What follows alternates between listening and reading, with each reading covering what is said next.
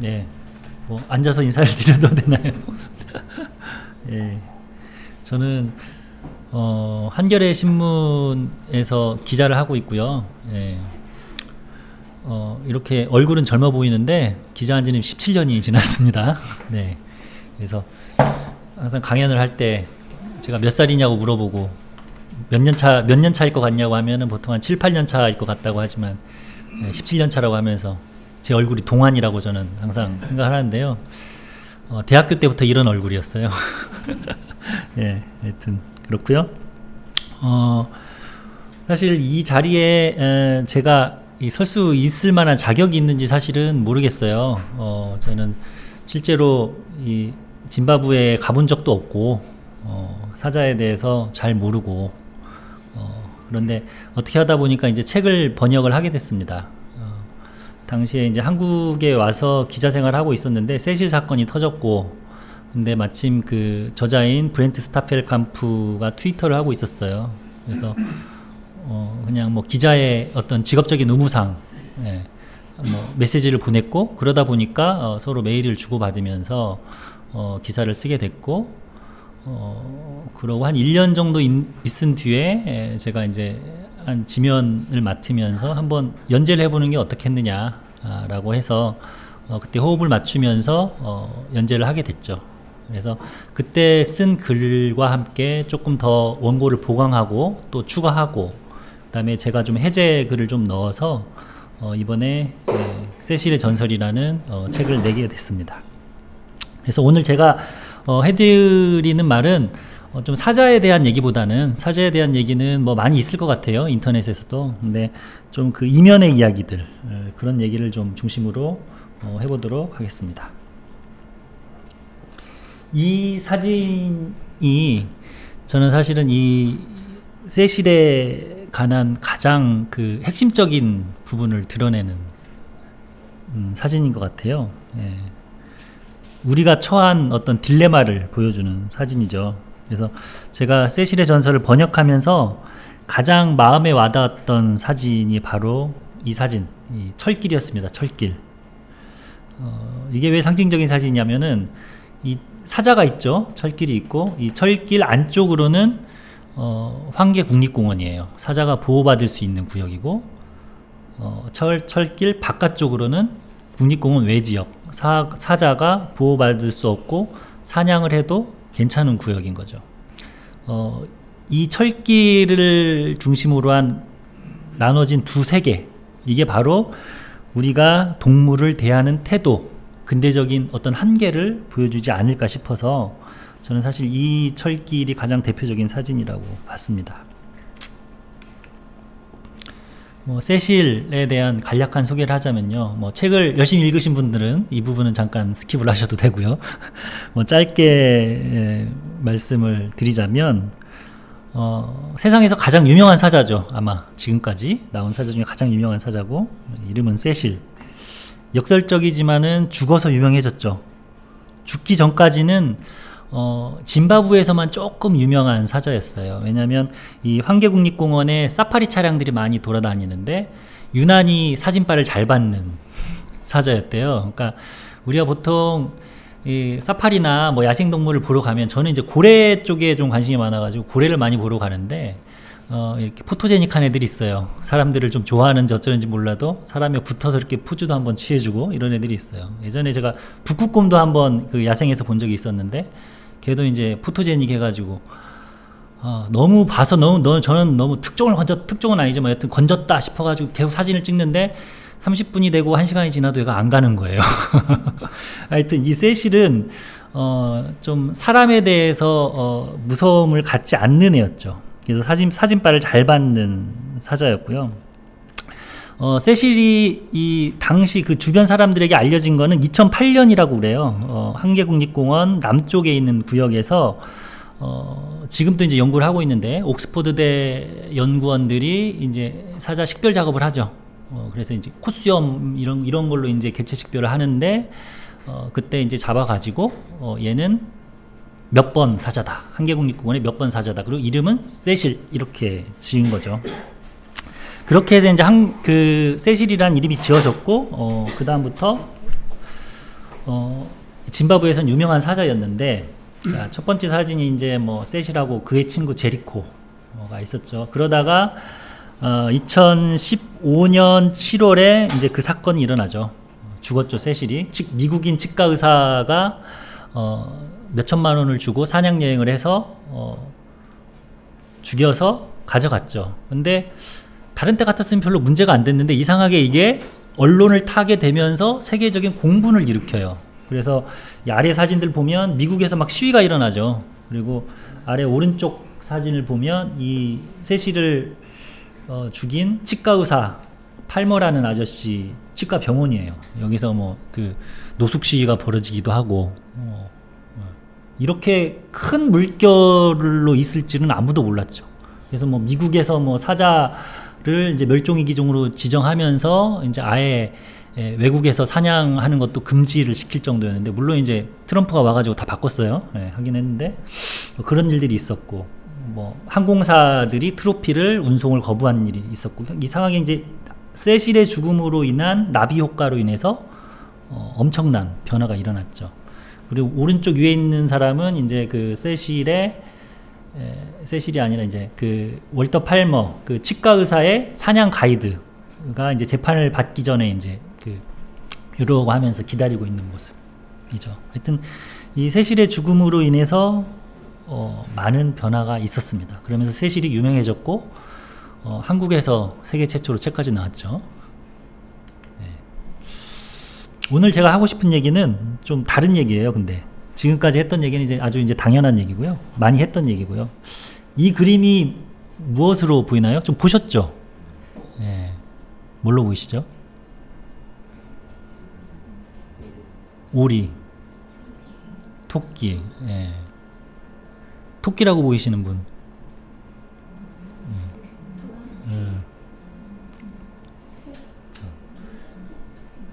이게 왼쪽이 부리여서 이게 오리일 수도 있고요. 그 부리 부분이 귀면은 얘가 토끼인 거죠. 예. 그래서 제가 굳이 이 사진을 보여드리는 이유는, 한 사건이 시선에 따라서, 관점에 따라서 달라 보일 수가 있어요. 그리고 이거는 오리이기도 하고 토끼이기도 하죠. 어떤 사람에게는 옳은 행동이 어떤 사람에게는 그른 행동일 수도 있고요. 정반대일 수도 있습니다. 이 그림을 보여드린 이유는 사자 세실의 죽음도 마찬가지이기 때문입니다. 어떤 사람에게는 이 세실 사건이 사자를 잔혹하게 살해한 사건, 시위를 해야 되고 세계의 변화가 일어나야 될 사건일 수도 있고요. 또 어떤 사람한테는 아니 예전에도 그렇게 죽어왔어, 별것도 아닌데 왜 이렇게 유난을 떠셔? 라고 말하는 사람도 있어요. 그것도 분명히 진실인 거죠. 또 어떤 사람한테는 그렇긴 하지만 이게 숨겨져 왔던 이면의 복잡한 정치적 관계를 드러낸 상징적인 사건이다 라고도 할 수 있죠. 그래서 제가 여기서 하고 싶은 말은, 이 셋 중에 무엇이 하나가 옳다는 게 아니라 이 모든 주장을 한번 이해를 하고 살펴볼 필요가 있다는 겁니다. 왜냐하면 이 사진을 보고 우리가 이거 오리이기도 하고 토끼이기도 하다 라고 얘기를 할 수 있어야 된다는 거죠. 그 뒤에 이제 우리가 어떤 판단을 내릴 수 있겠죠. 쉽게 말해서 입체적으로 좀 보자는 거예요. 사건을 무조건 뭐 사자를 보호해야 된다, 뭐 치과의사는 나쁘다, 물론 맞죠. 하지만 그 이면에 흐르는 것들을 입체적으로 볼 수 있을 때만이 우리가 해결책을 찾는다면 좀 더 적합하고 정확한 해결책을 찾을 수 있을 거다 라는 겁니다. 그래서 저는 처음 이 사자 세실 사건을 접하게 되면서 이게 좀 궁금했어요. 왜 짐바브웨에 있는 동물인데 이름이 세실이지? 뭐 옹고통고 뭐 이런 거가 아니고 왜 세실이지? 그러니까 말하자면 우리 지리산 반달곰인데 얘 이름을 케네디라고 붙인 거잖아요. 좀 이해가 안 간다 라고 좀 생각을 했죠. 그래서 도대체 세실이 누구냐 봤더니 짐바브웨를 지배했던 영국인 식민주의자예요. 이 세실 이름이. 예. 아프리카의 다양한 부족을 이제 침범하면서 계약을 맺고 뭐 다이아몬드, 금 이런 지하자원을 개발한 영국인 총독이죠, 총독. 예. 그래서 그의 이름을 단 로디시아가 짐바브웨 옛날 나라 이름이거든요. 예. 그래서 총독이었죠. 우리 고등학교 때, 중학교 때 이제 배웠던 게 뭐 동인도 회사, 서인도 회사 뭐 이런 거 배웠잖아요. 이 사람이 남아프리카 회사를 이끄는 사람이었어요. 영국의 영국 식민 정책의 거두였죠. 그래서 이 그림이 세실이에요. 세실. 남아프리카 남쪽에서 북쪽까지를 이 세실 로즈경이 지배를 했다. 라고 했더니 당시 신문에 나온 이제 그림이죠. 짐바브웨 역사를 보니까 남아프리카 회사가 침탈을 해서 여러 가지 지하자원들을 가져가고 1922년에는 남로디시아라는 자치령 식민지였는데 뭐 연방을 이루기도 했다가 짐바브웨 옆에 잠비아하고 말라위라는 나라가 있어요. 63년에는 걔네들이 독립을 했다가 이제 최종적으로 독립한 게 1980년이에요. 그리고 나서 나타난 인물이 이분이시죠. 로버트 무가베라고. 들어보셨죠? 옛날에 무가베. 독재자죠. 세계에서 이름난 독재자죠. 자, 사자는 뭐 그때나 지금이나 계속 살았습니다. 근데 여튼 이름은 영국인 식민주의자 총독 세실의 이름을 달았고요. 그래서 저는 이런 생각을 해봤어요. 인간의 정치, 인간의 역사는 바뀌었죠. 여튼 제국주의 시대에서 독립국가가 됐어요. 근데 독립국가가 되긴 했는데 조금 이제 민주주의는 발전하지 못한 독재국가죠. 로버트 무가베가 철권 통치를 하는 독재국가인데 과연 사자의 삶은 어떻게 바뀌었을까? 그때와 지금 100년 전의 짐바브웨 사자와 지금의 짐바브웨 사자의 삶은 어떻게 바뀌었을까? 이건 이제 100년 전이죠. 제국주의 시대의 사자 모습이에요. 전 세계 도시에 동물원들이 있잖아요. 거기에 사자들이 많이 살고 있죠. 다 이때 잡아온 애들의 후손들이 지금 살고 있는 거죠. 그러니까 동물원의 역사를 보면 사실은 이제 근대 이전의 동물원은 뭐 그 미네절이라고 해가지고 사실상 동물원이라고 보기 힘든 귀족들의 어떤 수집 정원에 가까웠고 이제 본격적인 동물원은 근대 시대에 시작하는데 사실은 제국주의가 있었기 때문에 동물원이 생긴 거예요. 유럽이나 미국의 그 세실 로즈 같으신 분들이 아프리카에 가고 아시아에 가서 이제 사업을 하다가 코끼리 멋있네, 사자 멋있네 그래가지고 박제로도 만들고 가죽도 하다가 이거를 런던에 가서 한번 전시를 한번 해보면 어떨까 라고 해서 만들어진 게 동물원입니다. 그러니까 동물원의 여러 가지 측면 중에 하나가 탄생 배경 중에 하나가 바로 제국주의라는 정치적인 체제가 바탕이 되었던 거죠. 그때 아프리카에서 이렇게 세실 같은 사자들을 잡았어요. 그래서 전 세계의 동물원으로 사자들이 거처를 옮겼지요. 그러면서 사자들이 많이 줄었죠. 그리고 이 사람이 누구냐면은요, 해밍웨이예요. 해밍웨이. 해밍웨이도 아주 사냥을 좋아하시는 분이었어요. 지금 사냥을 했으면 이제 사람들이 가서 시위를 했겠죠. 아까 그 치과 의사처럼. 근데 이 해밍웨이 이렇게 사자 딱 잡고 포즈를 취했습니다. 그 월터 팔머처럼. 그때는 그런 시대였어요. 1920년대, 1900년대 초반. 뭐 유명한 케네디 가문도 이 사냥을 많이 했죠. 자, 그때 제국주의 시대의 사자는 이런 식으로 많이 고통을 겪었습니다. 주로 서구 제국주의자들이 와가지고 사냥을 해서 트로피를 만들거나 박제를 만들거나 아니면은 동물원으로 데려가가지고 가두어 놨죠. 자, 그리고 나서 짐바브웨가 독립이 됐어요. 1980년에 독립이 됐죠. 그러면 사자의 삶은 어떻게 변했을까? 그리고 사자를 이용한 사람은 누구였을까? 제가 보니까 똑같아요. 예. 정권은 바뀌었는데 사자라는 생명을 향유하고 침탈하는 사람은 역시나 1세계 국가의 부자들이었던 거죠. 이 사진이 트로피 사냥 광고예요.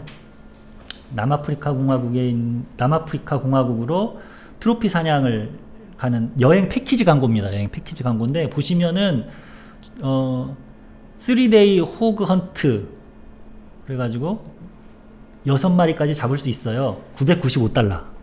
그죠? 호그가 멧돼지 정도 되는, 오른쪽에 있는 사진 보면 멧돼지 정도 되는 그 동물이거든요. 자, 그 다음에 밑에는 3데이 디어 앤 호그 콤보. 햄버거도 아닌데 콤보가 붙었죠. 그러니까 사슴하고 멧돼지를 콤보로 잡는 거는 3일에 $1195.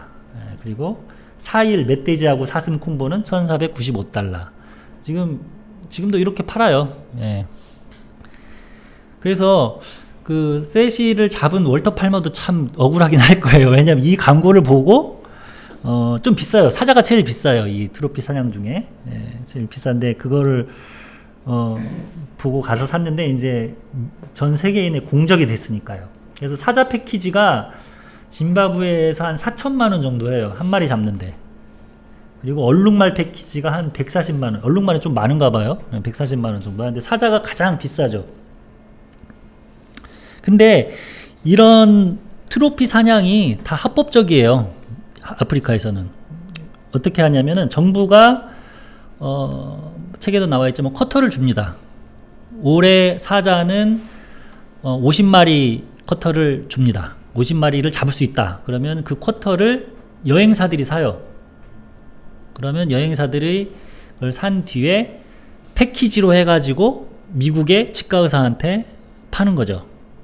예, 그렇게 해서 이제 우리들은 그 패키지를 딱 사면은 이제 짐바브웨 수도 하랄레에 도착해가지고 이제 거기서부터 이제 뭐 3천만 원짜리 사자 여행을 시작하는 거죠. 고급 호텔, 그 다음에 고급 캠핑, 와인 뭐 이런 거부터 해가지고 이제 가이드가 딱 준비를 해놓죠. 사자 한 마리 측에 딱 발견해 놓으면은 이제 가가지고 총 한번 딱 쏘고 기념사진 찍고 오는 거죠.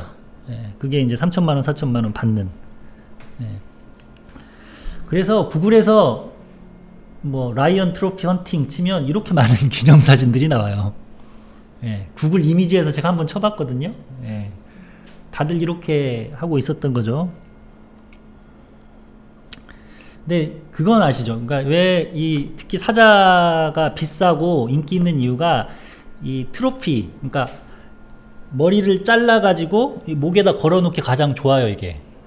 사슴은 이제 뿔까지 해가지고 걸었는데 얘는 이제 숫사자는 이 갈기가 있잖아요. 그래서 멋있어가지고 딱 해가지고 걸어놓기가 좋아서 이걸 많이 사냥꾼들의 말하자면 평생 해보고 싶은 그런 거라고 합니다.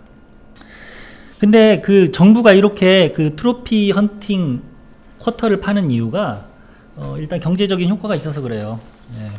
아프리카 국가가 이걸로 매년 한 2250억 원의 돈을 벌어들입니다. 수입이. 외화를 벌어들이는 거죠. 그 다음에 짐바브웨, 황계국립공원이 있는 나라 짐바브웨는 한 180억 원 정도를 벌어들인다고 해요. 그래서 매년 평균 쿼터가 뭐 표범이 한 303마리, 코끼리가 243마리, 사자가 89마리 정도 사냥을 하고 그거를 국가 재정의 수입 통로로 이용을 하게 되는 거죠. 그래서 이런 체제가 도대체 어떤 체제냐? 사자를 사냥하는 체제. 우리는 사자를 사냥하면 안 되는 게 상식이라고 생각했는데 우리가 모르는 사이에 이런 매니아들은 사자를 사냥해왔던 거죠. 합법적인 방식으로. 아프리카 국가도 야생동물을 보존해야 된다고 주장하고 치과의사가 간 미국도 야생동물을 보존한다고 주장하는데 이런 체제가 있었다는 거죠. 그래서 영국의 데니얼 브로킹턴이라는 동물지리학자가 이런 거를 요새형 야생보전이다 라고 주장을 했어요. 분석을 했어요. 요새, 그러니까 쉽게 말해서 사자는 요새 안에서만 안전하다는 겁니다. 요새 밖에서는 죽여도 돼요. 그 쿼터에 따른 사냥 허가권만 있으면. 여기는 이제 황계국립공원입니다. 세실이 사는 곳. 요새 아니에요. 여기는 평화로운 풍경이죠. 디즈니 만화에 나오는 것 같은 평화로운 풍경. 코끼리들이 물을 먹고 사자가 쉬고 있고, 사파리 관광객들이 가면은 포즈도 취해주고, 예. 새들도 있고 얼룩말도 있고. 이게 이제 황계국립공원 지도인데요. 이 안에 있는 국립공원 안에 있는 동물들은 평안합니다. 근데 밖으로 나가면 죽을 수가 있는 거죠. 아까 철길 사진을 보여드렸는데 그 철길이 이렇게 위를 따라 이렇게 지나가요. 이 경계 부위를 따라 가지고. 그래서 그 철길을 벗어나면 동물들이 위험해지는 거죠. 또 한 가지 문제가 있는데, 이건 사람의 문제인데, 그렇다면 예전에 황계국립공원 안에는 사람이 안 살고 있었을까요? 우리가 근대적인 그 자연 개념, 야생 개념이 우리가 오해하고 있는 것 중에 하나가, 야생이라는 공간은 아주 순수하고 사람이 전혀 살지 않고 동물들만 있는 어떤 그런 공간이라고 생각하는데, 사실 그렇지 않아요. 세렝게티 평원에도 마사이 부족이 있었고 황계국립공원에도 원주민이 있었죠. 근데 국립공원으로 지정되면서 어떻게 됐을까요? 강제 퇴거가 된 거죠. 우리 서울에서 철거민들이 쫓겨나듯이 국립공원으로 지정되면서 강제 퇴거가 되는 거예요. 이를테면 뭐 세렝게티 국립공원 같은 경우에는 마사이 부족이 가축을 기르면서 살던 곳이었는데, 퇴거가 됐죠. 그리고 국립공원이 되면서 사파리를 운영하는 대자본들이 들어오는 거죠. 뭐 짐바브웨 같은 경우에도 국립공원이 있고, 황계국립공원 같은 국립공원이 있고, 최근에는 뭐 남아공도 그렇지만 이제 야생동물 관광이 돈이 되니까 사진을 찍는 사파리도 돈이 되고 사냥을 하는 그 구역도 돈을 되니까 가축의 방목지를 사냥구역으로 바꿔버려요. 그러니까 돈 있는 사람들이 한 여의도, 말하자면 뭐 여의도동을 하나 사는 거죠. 그 주민들한테. 그런 다음에 거기에 야생동물이 있을 거 아니에요. 그리고 야생동물이 없으면 좀 채워다 놓고, 잡아가지고 채워다 놓고 그래가지고 거기서 돈을 받고 사냥을 시킵니다. 그걸 이제 뭐 캔던팅이라고, 통조림 사냥이라고 부르는데, 그런 식으로 해서 이제 외국 사람들이 와서 사냥을 하게 만들죠. 반면에 거기에 있는 주민들은 땅을 팔고 나가겠죠. 뭐 얼마나 받겠어요? 도시로 나가가지고 이제 이 산동네에서 사는 거죠. 우리나라로 치면. 예. 그러면서 어떤 야생동물을 중심으로 새로운 경제 관계가 이제 생기는 거예요. 그래서 이런 사람들을 바로 보전난민이라고 불러요. 예, Conservation Refugee라고 부르죠. 그래서 이 사람들은 어떻게 보면 사자나 코끼리가 엄청 미울 수도 있어요. 얘네들 때문에 내가 강제 퇴거된 거 아닌가? 혹은 얘네들 때문에 내가 다른 내 삼토를 뺏긴 거 아닌가? 라는 생각을 할 수도 있는 거죠. 세실의 전설이라는 책에서도 보면은 이와 비슷한 좀 갈등이 많이 나옵니다. 그러니까 사자를 보호하는 정책이 때로는 주민에게 경제적 압력으로도 다가오는 거죠. 그러니까 주민에게는 사자가 골치 아픈 존재인 것도 사실이에요. 가축을 습격하기도 하고요. 그래서 세실이 죽은 한번 그날로 가볼까요? 2015년 7월. 이 철길이 있죠. 세실은 철길을 넘어갔기 때문에 죽었습니다. 철길 바깥은 정부가 허가한 쿼터만 있으면 사냥이 가능한 구역이죠. 근데 뭐 사자가 그걸 알 리 있겠어요? 그냥 넘어갔죠. 왜냐하면 철길 바깥으로 가면 사냥하기 쉬운 동물들이 있거든요. 가축들, 뭐 소들, 뭐 이런 애들. 근데 반면에 이 야생구역 안에서는 사냥하기 힘들어요. 여러분 그 동물의 왕국 보시면 사자가 10번 정도 사냥 시도해가지고 한두 번 성공해요. 먹고 살기 진짜 힘들어요. 그것도 막 여러 마리가 떼를 지어가지고 너는 쫓아, 그리고 너는 쫓는 척 하면서 뭐 페인팅을 해, 너는 저기를 막고 있어. 그래가지고 결국 겨우 한 마리 잡거든요. 그래가지고 또 나눠 먹어야 되잖아요. 근데 그 경쟁에서 이기지 못하는 사자들은 이 철길을 건너가지고 소를 잡아먹는 거죠. 이건 그날 세실이 죽은 날 이 행적인데요. 이 녹색 부분이 황계국립공원이고 이 파란 부분이 이제 국립공원 바깥이에요. 철길이 쭉 지나가고 있죠. 그래서 2015년 7월 2일 날 이 노란 별 있는 데서 세실이 죽었고 빨간 별 있는 데서 세실의 사체가 발견이 됐죠. 그러니까 쉽게 말해서 국립공원 밖에서 세실이 살해가 된 거죠. 바깥이기 때문에 합법이 되는 거예요. 말하자면 요새형 보전의 허점을 노린 거죠. 요새 안에서는 잡으면 안 되지만 요새 바깥에서는 가능하다. 세실도 이런 식으로 희생이 된 거죠. 요새형 보전의 문제점이 그런 게 또 하나가 있고, 또 하나 있는 게 또 이런 식의 문제점도 있어요. 이를테면 자, 그 트로피 사냥을 하죠. 근데 수컷을 좋아해요. 숫사자를 좋아해요. 암사자는 멋있지 않잖아요. 벽에 걸어놓기가. 숫사자를 좋아하니까 수컷을 죽이면은 프라이드의 교란이 일어나요. 그러니까 여기 뭐 책에도 잠깐 나왔지만 이 사자의 어떤 생태가 약간 좀 독특한데, 사자는 이제 프라이드라고 불리는 이제 집단을 이루는데 알파 수컷, 그러니까 우두머리 수컷이 한 마리가 있고, 그 다음에 다수의 암컷, 암사자들이 있고, 그 다음에 새끼들로 구성이 돼요. 그리고 철저한 영역동물이죠.縄張리가 다 있어요. 얘네들은 넘어가면 안 돼요. 옆 집단 거를. 근데 가끔씩 다른 프라이드의 수컷이나 혹은 뭐 무소속의 숫사자들이 공격을 해와요. 그래가지고 수컷과 다투죠. 우두머리가 다투는데 그 알파 수컷이 죽는다. 그러면 그 프라이드에 엄청난 혼란이 일어나요. 왜냐하면 이 사자는 영아살해를 하거든요. 그러니까 이 우두머리가 죽고 새로운 수컷이 왔다 그러면 이 우두머리의 새끼들을 다 죽여버려요. 영아살해를 하거든요. 그럼 어떻게 될까요? 죽으려고 하면 그 새끼를 돌보고 있는 암사자들은 딱 두 가지 선택이 있어요. 하나는 싸우는 거예요. 그 숫사자랑. 여튼 새끼를 보호해야 되니까. 그럼 뭐 어떻게든 뭐 싸우다가 지면은 결국은 뭐 새끼들은 죽고 다시 이제 그 프라이드에 들어가게 되는 거고, 또 하나 암사자의 선택은 도망가는 거예요. 새끼들을 데리고. 최대한 도망가는 거죠. 그러면 어디로 도망가겠어요? 철길 바깥으로 도망가게 되죠. 아무래도. 그러다 보면 가축을 습격하게 되고 다시 주민들이 보복을 하게 되고, 그러면서 악순환이 일어나는 거죠. 그러니까 이 프라이드 그 사자의 독특한 생태 때문에 그 요새형 보전이 애기치 않은 결과를 불러오고 있는 거죠.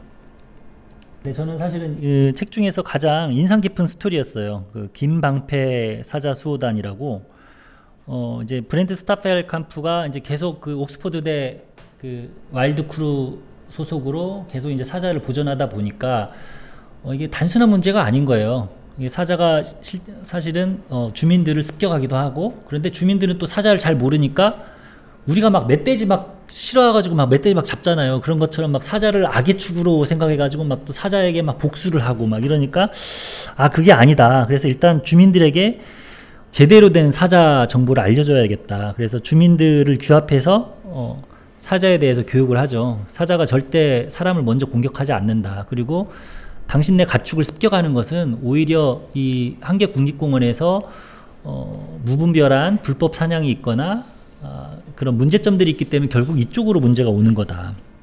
그리고 사자들의 어떤 정보를 많이 줌으로써 이제 필요 이상의 과장된 공포를 없애는 거죠. 우리도 막 멧돼지가 되게 막 무섭다고들 얘기를 하잖아요. 사실 좀 과장돼 있는 측면이 있는데, 그러면서 이 사진에도 나왔듯이 사자가 침입할 때 뭐 신고가 들어오면 이 나팔을 불면서 사자들을 쫓아내죠. 이게 부부젤라라고 혹시 보셨어요? 예, 남아공 월드컵 때 이게 되게 유명했죠. 그래서 이 부부젤라를 불면 사자들이 도망간대요. 예. 그래서 이제 브렌트 스타펠캄프가 그런 식으로 해서 주민들의 어떤 근거 없는 사자에 대한 적의감을 좀 줄이고 인간과 사자의 균형을 잡아가려고 노력을 했죠. 그래서 저는 이 책에서 가장 인상 깊었던 부분이, 그러니까 사자 보전 운동가 연구자로서 할 수 있는 가장 구체적인 가장 바람직한 일을 했다라는 생각이 들었어요. 그래서 이렇게 기념사진도 찍었더라고요. 김방패 수호단, 김방패 사자 수호단입니다. 우리가 보통 이 야생동물을 보전하는 그런 하나의 이념, 근대 이념은 바로 이 환경관리주의에 속해 있어요. 철학적으로, 환경철학적으로 거슬러 올라가다 보면 환경관리주의에 속해 있는데, 이 환경관리주의는 우리 인간이 선한 관리자, 우리는 선한 관리자다, 이렇게 보는 시각입니다. 그러니까 인간이 지구 생태계를 가꾸는 청지기이자 지구 생태계를 가꿀 수 있는 권한이 있다고 보는 거죠. 물론 선하게 가꿔야 된다라고 생각을 해요. 그래서 대부분의 생태 선진국들이 대부분 이런 선한 청지기로서의 역할을 충실히 하려고 노력하는 곳이 생태 선진국들입니다. 어떤 점에서 약간 딜레마가 있냐면은, 인간이 환경을 보호하기는 하지만 야생동물도 일정 부분 희생을 해야 돼요. 이를테면 뭐 멧돼지가 너무 많다, 그러면 환경관리주의 시각에서는 일정 부분 솎아내기를 합니다. 그게 인간과 동물의 균형을 위해서고 전체적으로 생태계의 균형을 위해서라고 보는 거죠. 그러면서 여러 가지 이제 과학적인 방식이 동원이 되죠. 이를테면 뭐 사자도 마찬가지인데 이런 식의 이제 계산이 이루어집니다. 여의도만한 면적에 사자가 지속 가능하게 서식하려면 최소 몇 마리가 살아야 된다, 이런 거를 이제 과학적으로 막 따져요. 막 통계 모델을 돌리고. 그래서 결과가 나오죠. 그러면 1년에 10마리는 사냥해도 된다, 이런 결론이 나오는 거죠. 그래서 결국은 세실이 죽은 것도 그런 결과를 통해서 나온 사냥 쿼터를 통해서 월터 팔머가 그거를 샀고, 그래서 세실을 사냥하게 된 거죠. 야생동물이 아주 그림 좋게 살아있는 공간은 또 필요한 거잖아요. 그리고 교육적인 목적으로도 필요한 거고, 그렇기 때문에 국립공원 혹은 뭐 야생보호구역 이런 것은 또 요새를 만들어 가지고 철저히 보전을 시키는 거죠. 그래서 거기서는 아무리 사냥 쿼터가 있어도 사냥을 못하게 하는 거죠. 이게 이제 뭐 우리나라를 비롯해서 미국, 영국, 그러니까 지구촌의 모든 국가가 택하고 있는 야생 보전 기법이에요. 이거를 모범적으로 하는 나라는 생태 선진국이고, 이 구호 속에서 여러 가지 부패, 삥땅, 이런 것들이 들어간 나라가 이제 이 생태 후진국인 거고요. 이게 이제 어떤 지배 이데올로기죠. 근대의 야생 보전 체제의 지배 이데올로기고요. 새로 이제 들어서는 개념은 이제 동물권이에요. 동물권은 동물 또한 그 자체로서 존중받을 가치가 있다라고 보는 거예요. 이거는 종을 보질 않아요. 환경관리주의는 종을 봐요. 종을 봐서 이 종이 생존만 하면 어느 정도 속아내도 돼요. 근데 동물권은 종을 보지 않고 개체를 보죠. 그래서 죽이면 안 돼, 무조건. 멧돼지도 죽이면 안 되고, 아무리 많아도.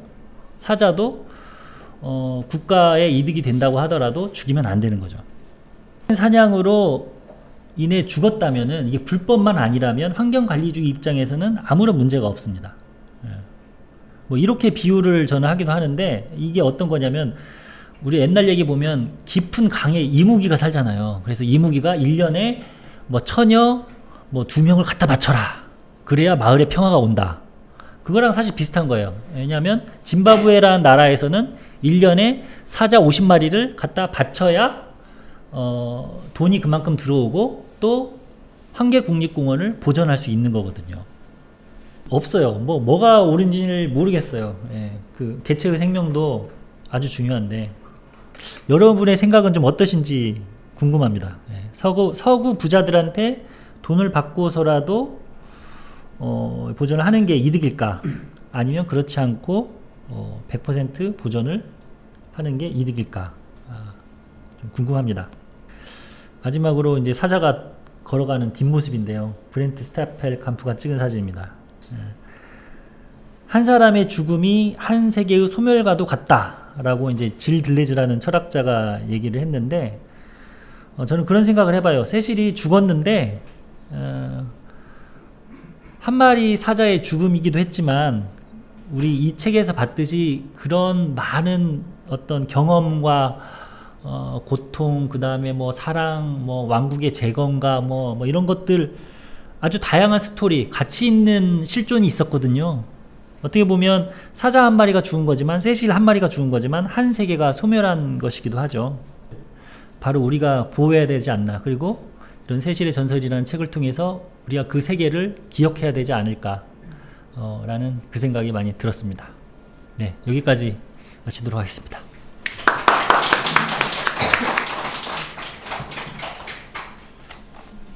네, 안녕하세요. 김사나라고 합니다. 반갑고요. 오늘 제가 할 얘기는 세실과 사자에 대한 얘기를 많이 들었는데, 사실 그런 주제 자체는 저는 야생동물과의 공존의 문제라고 생각합니다. 그래서 야생이라는 것을 다양한 측면을 많이 봐야 될 것 같아요. 물론 사자가 워낙 상징성이 강해서, 어떻게 보면 상징성이 강하기 때문에 이 정도의 어떤 이슈가 됐다고 생각합니다.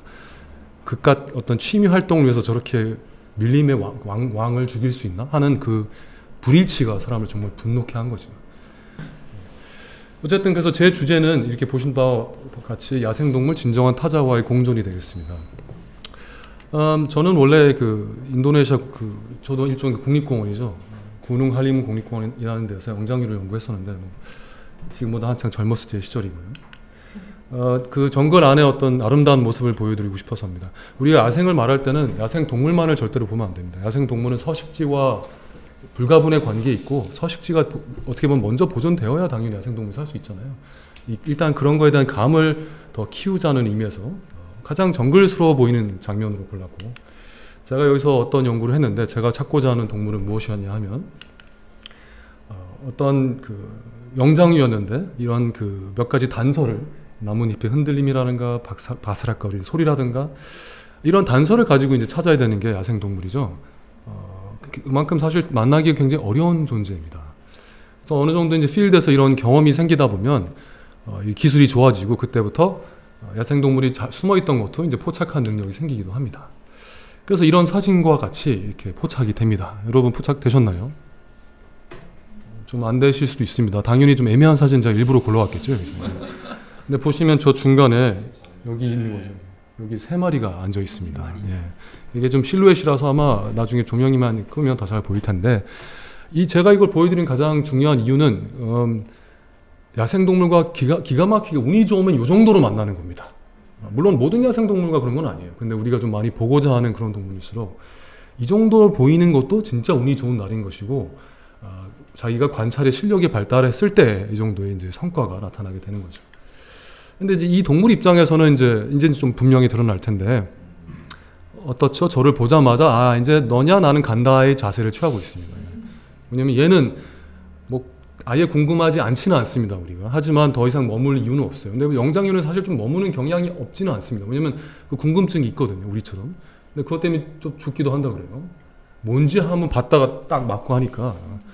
어쨌든 이렇게 도망가는 그 긴팔 원숭이 모습이고, 제가 연구했던 바로 이렇게 가까이서 찍은 사진입니다. 실제로 제가 연구했던 애를 한 2, 3m 앞에서 나중에 이제 안 도망가게 만든 다음에, 물론 막 때려서 그런 건 아니고요.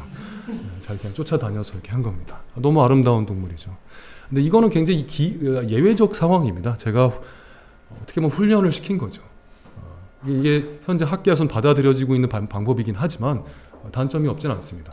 저는 안 위험한 사람이니까 저 앞에는 오지만, 사냥꾼 앞에 이렇게 왔다가는 뭐 바로 그날로 가겠죠. 네. 근데 제가 지금 보여드린 사진은 바로 이 숲의 사진인데, 여기에 A, B, C, D 어쩌고 돼 있는 게 이제 긴팔 원숭이 그룹이에요. 각 그룹을 이루고 영역을 가지고 살고 있거든요. 나머지는 그냥 길이니까 무시하셔도 되고. 여기 보시면 여기 좀 다르죠, 여기가. 마치 좀 골프장 잔디처럼 돼 있는데, 거기는 이제 차밭이고, 여기에 민가가 있어서 제가 여기서 살았습니다. 근데 중요한 건 이 점이에요. 어디까지 나와 있죠, 이 긴팔 원숭이들이? 완전 경계까지 다 나와 있죠. 예. 사실 숲이 그 마지막 경계까지도 긴팔 원숭이들이 사용을 합니다. 그래서 어떤 때는 운이 좋으면 집에서도 보입니다. 예. 그 정도로 사실은 그 인간의 영역과 그 동물의 영역이 완전 바짝 맞닿아 있는 모습을 여기서 볼 수가 있어요. 자, 근데 이 점에서 굉장히 다릅니다. 원래 자연에서도 당연히 이종 간의 만남이 있죠. 그렇죠. 마치 사진에서 보는 것처럼. 이건 아마존 거대 수달과 이제 케이만 악어의 만남인데, 여기서 꼭 악어가 이기지 않습니다. 저 거대 수달이 이긴 경우도 많이 있어요. 그 정도로 센데.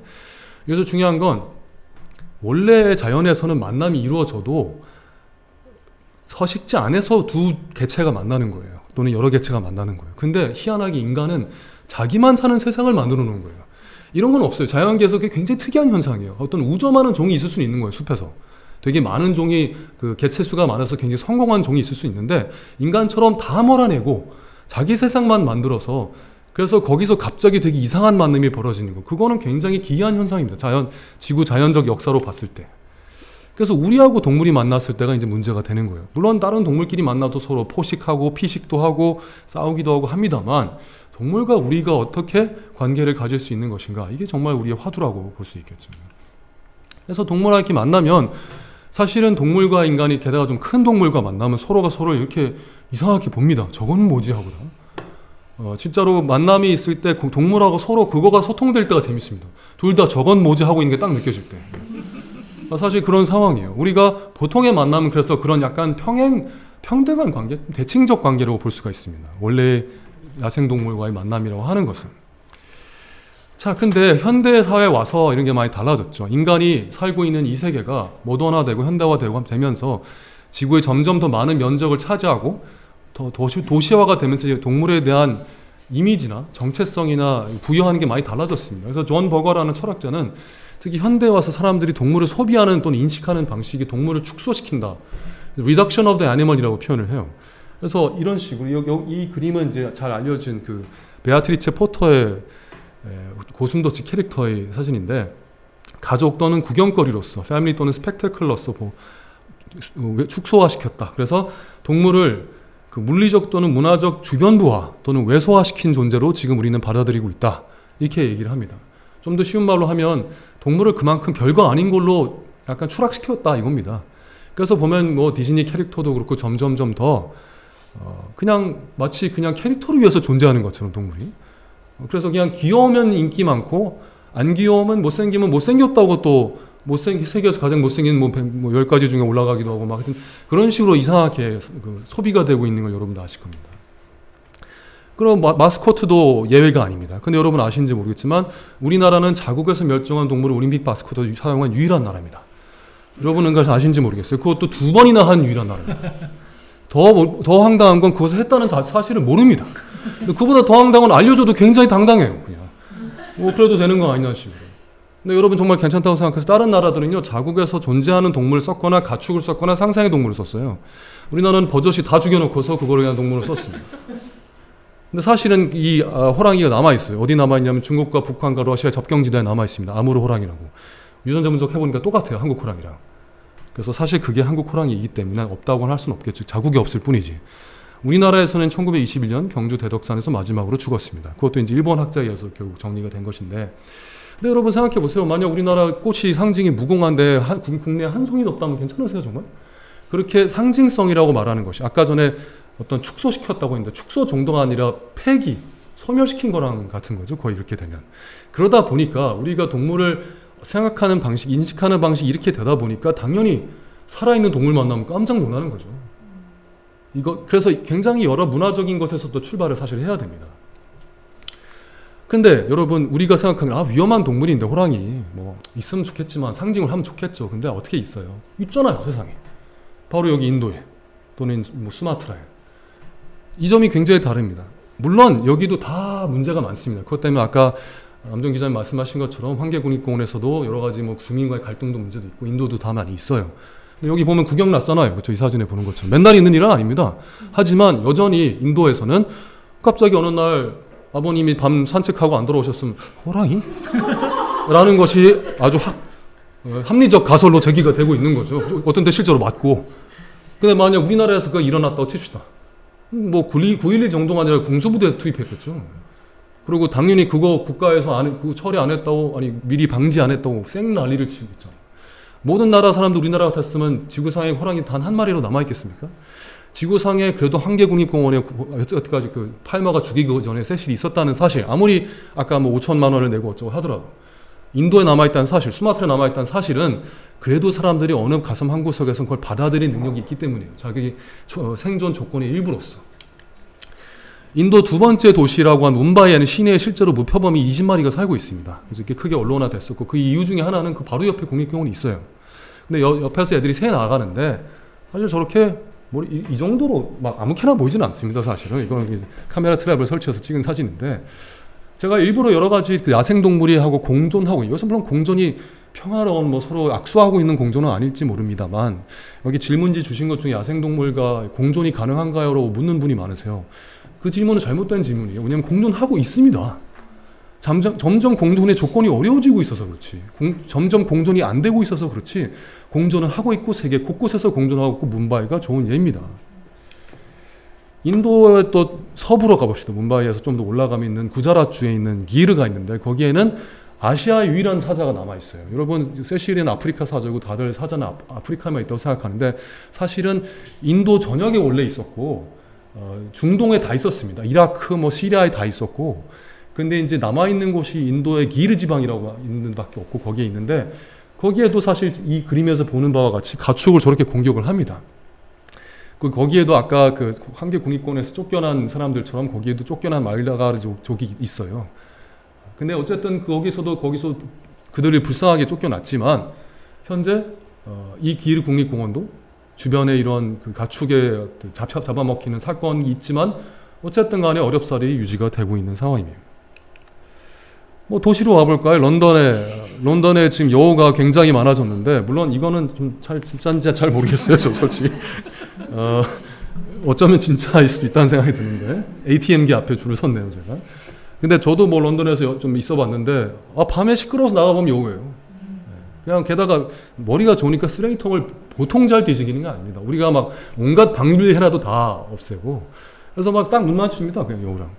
여우가 3년 전인가 4년 전에 집으로 돌아와서 어린 아이의 손가락을 물어간 사건이 하나 발생했어요. 그때 상당히 언론화가 됐고 사실 뭐 찬반 토론이 많이 이루어졌습니다만 아까 말씀드린 대로 갑자기 여우 박멸단이 막 출동해서 막 죽이진 않았습니다.